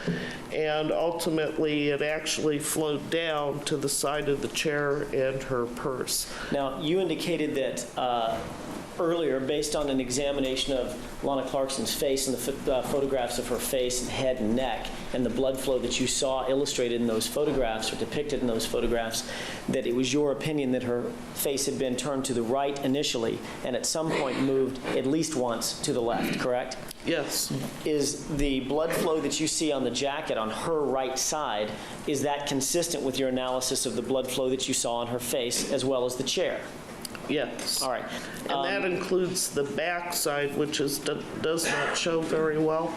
But if you look at the back side of her, right side of her jacket, there is blood flow actually on the back side down the chair. So her source of blood, the mouth, had to have been over to this side. All right, we've highlighted just the back of that jacket, photograph B, and maybe I can highlight that just a little bit. It's still not a great picture as it's displayed up on the image on the screen. Is that what you're talking about? You can barely see it up here at the top. Oh, yeah. I'm sure we'll have another photo that will show it. The jurors will have the photos to look at up close and personal. That's the flow that you're talking about up on the right shoulder, correct? Yes, that's not spatter. It appears to be flow. And you also looked at photographs of Lana Clarkson at the scene that highlighted the left side of her jacket, correct? Yes. I want to talk about that for just a second. Did you notice any... Before you do, it's time, and I want to make sure, given the nature of this kind of testimony, I think breaks are especially important. So look at that, Judge Diehard thinking about the jurors. We'll be in a 15-minute recess. What a guy. You may step down if you wish. Thank you. Larry Fiddler's the man. I don't care what anybody says. He's the best one I've seen. Got another hour.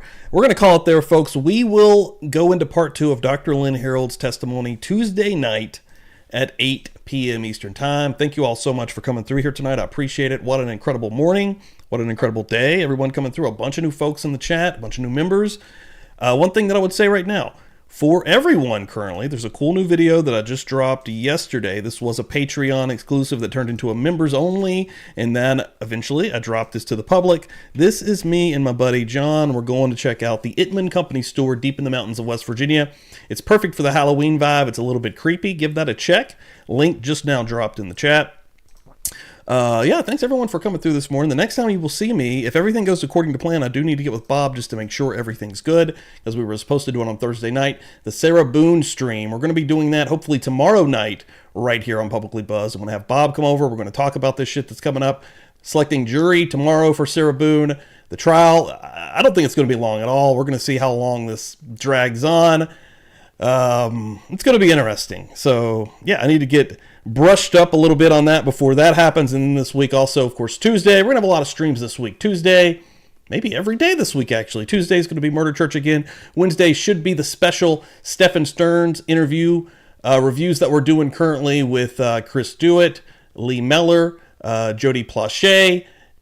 Incredible guest that's going to be coming on that night. And then Thursday, it should be the regular show with Dan. And then, of course, my birthday is coming up, and we're going to celebrate that on Feral Friday. We've got a whole fucking week ready to go. Jessica for Justice is going to be streaming over on Kick here soon, actually. That would actually probably be perfect to watch the video that I just dropped and then jump into her stream. There is her link. And yeah, everyone coming through. Pammy jumping in here. What's up, Pammy? Thank you for the like, and I hope you have a great day. We are back, baby. Ready to rock and roll. Everyone that came through here, appreciate it. What a crazy morning. Boom. Boom. Boom. Boom. Ba-da-da-boom. Ba-da-da-boom. What about this guy, huh? One more time. I need to do something with this. I think this is cool. I like this camera. This camera's cool, right? Just a rando camera over here.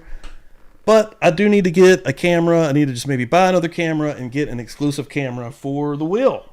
It's probably better than doing it, just holding it up here. So, I don't know. We're going to see what's happening, folks. You guys rule. Go check out that video. We're going to keep rocking and rolling. Have a great day. Let's do it. Boom.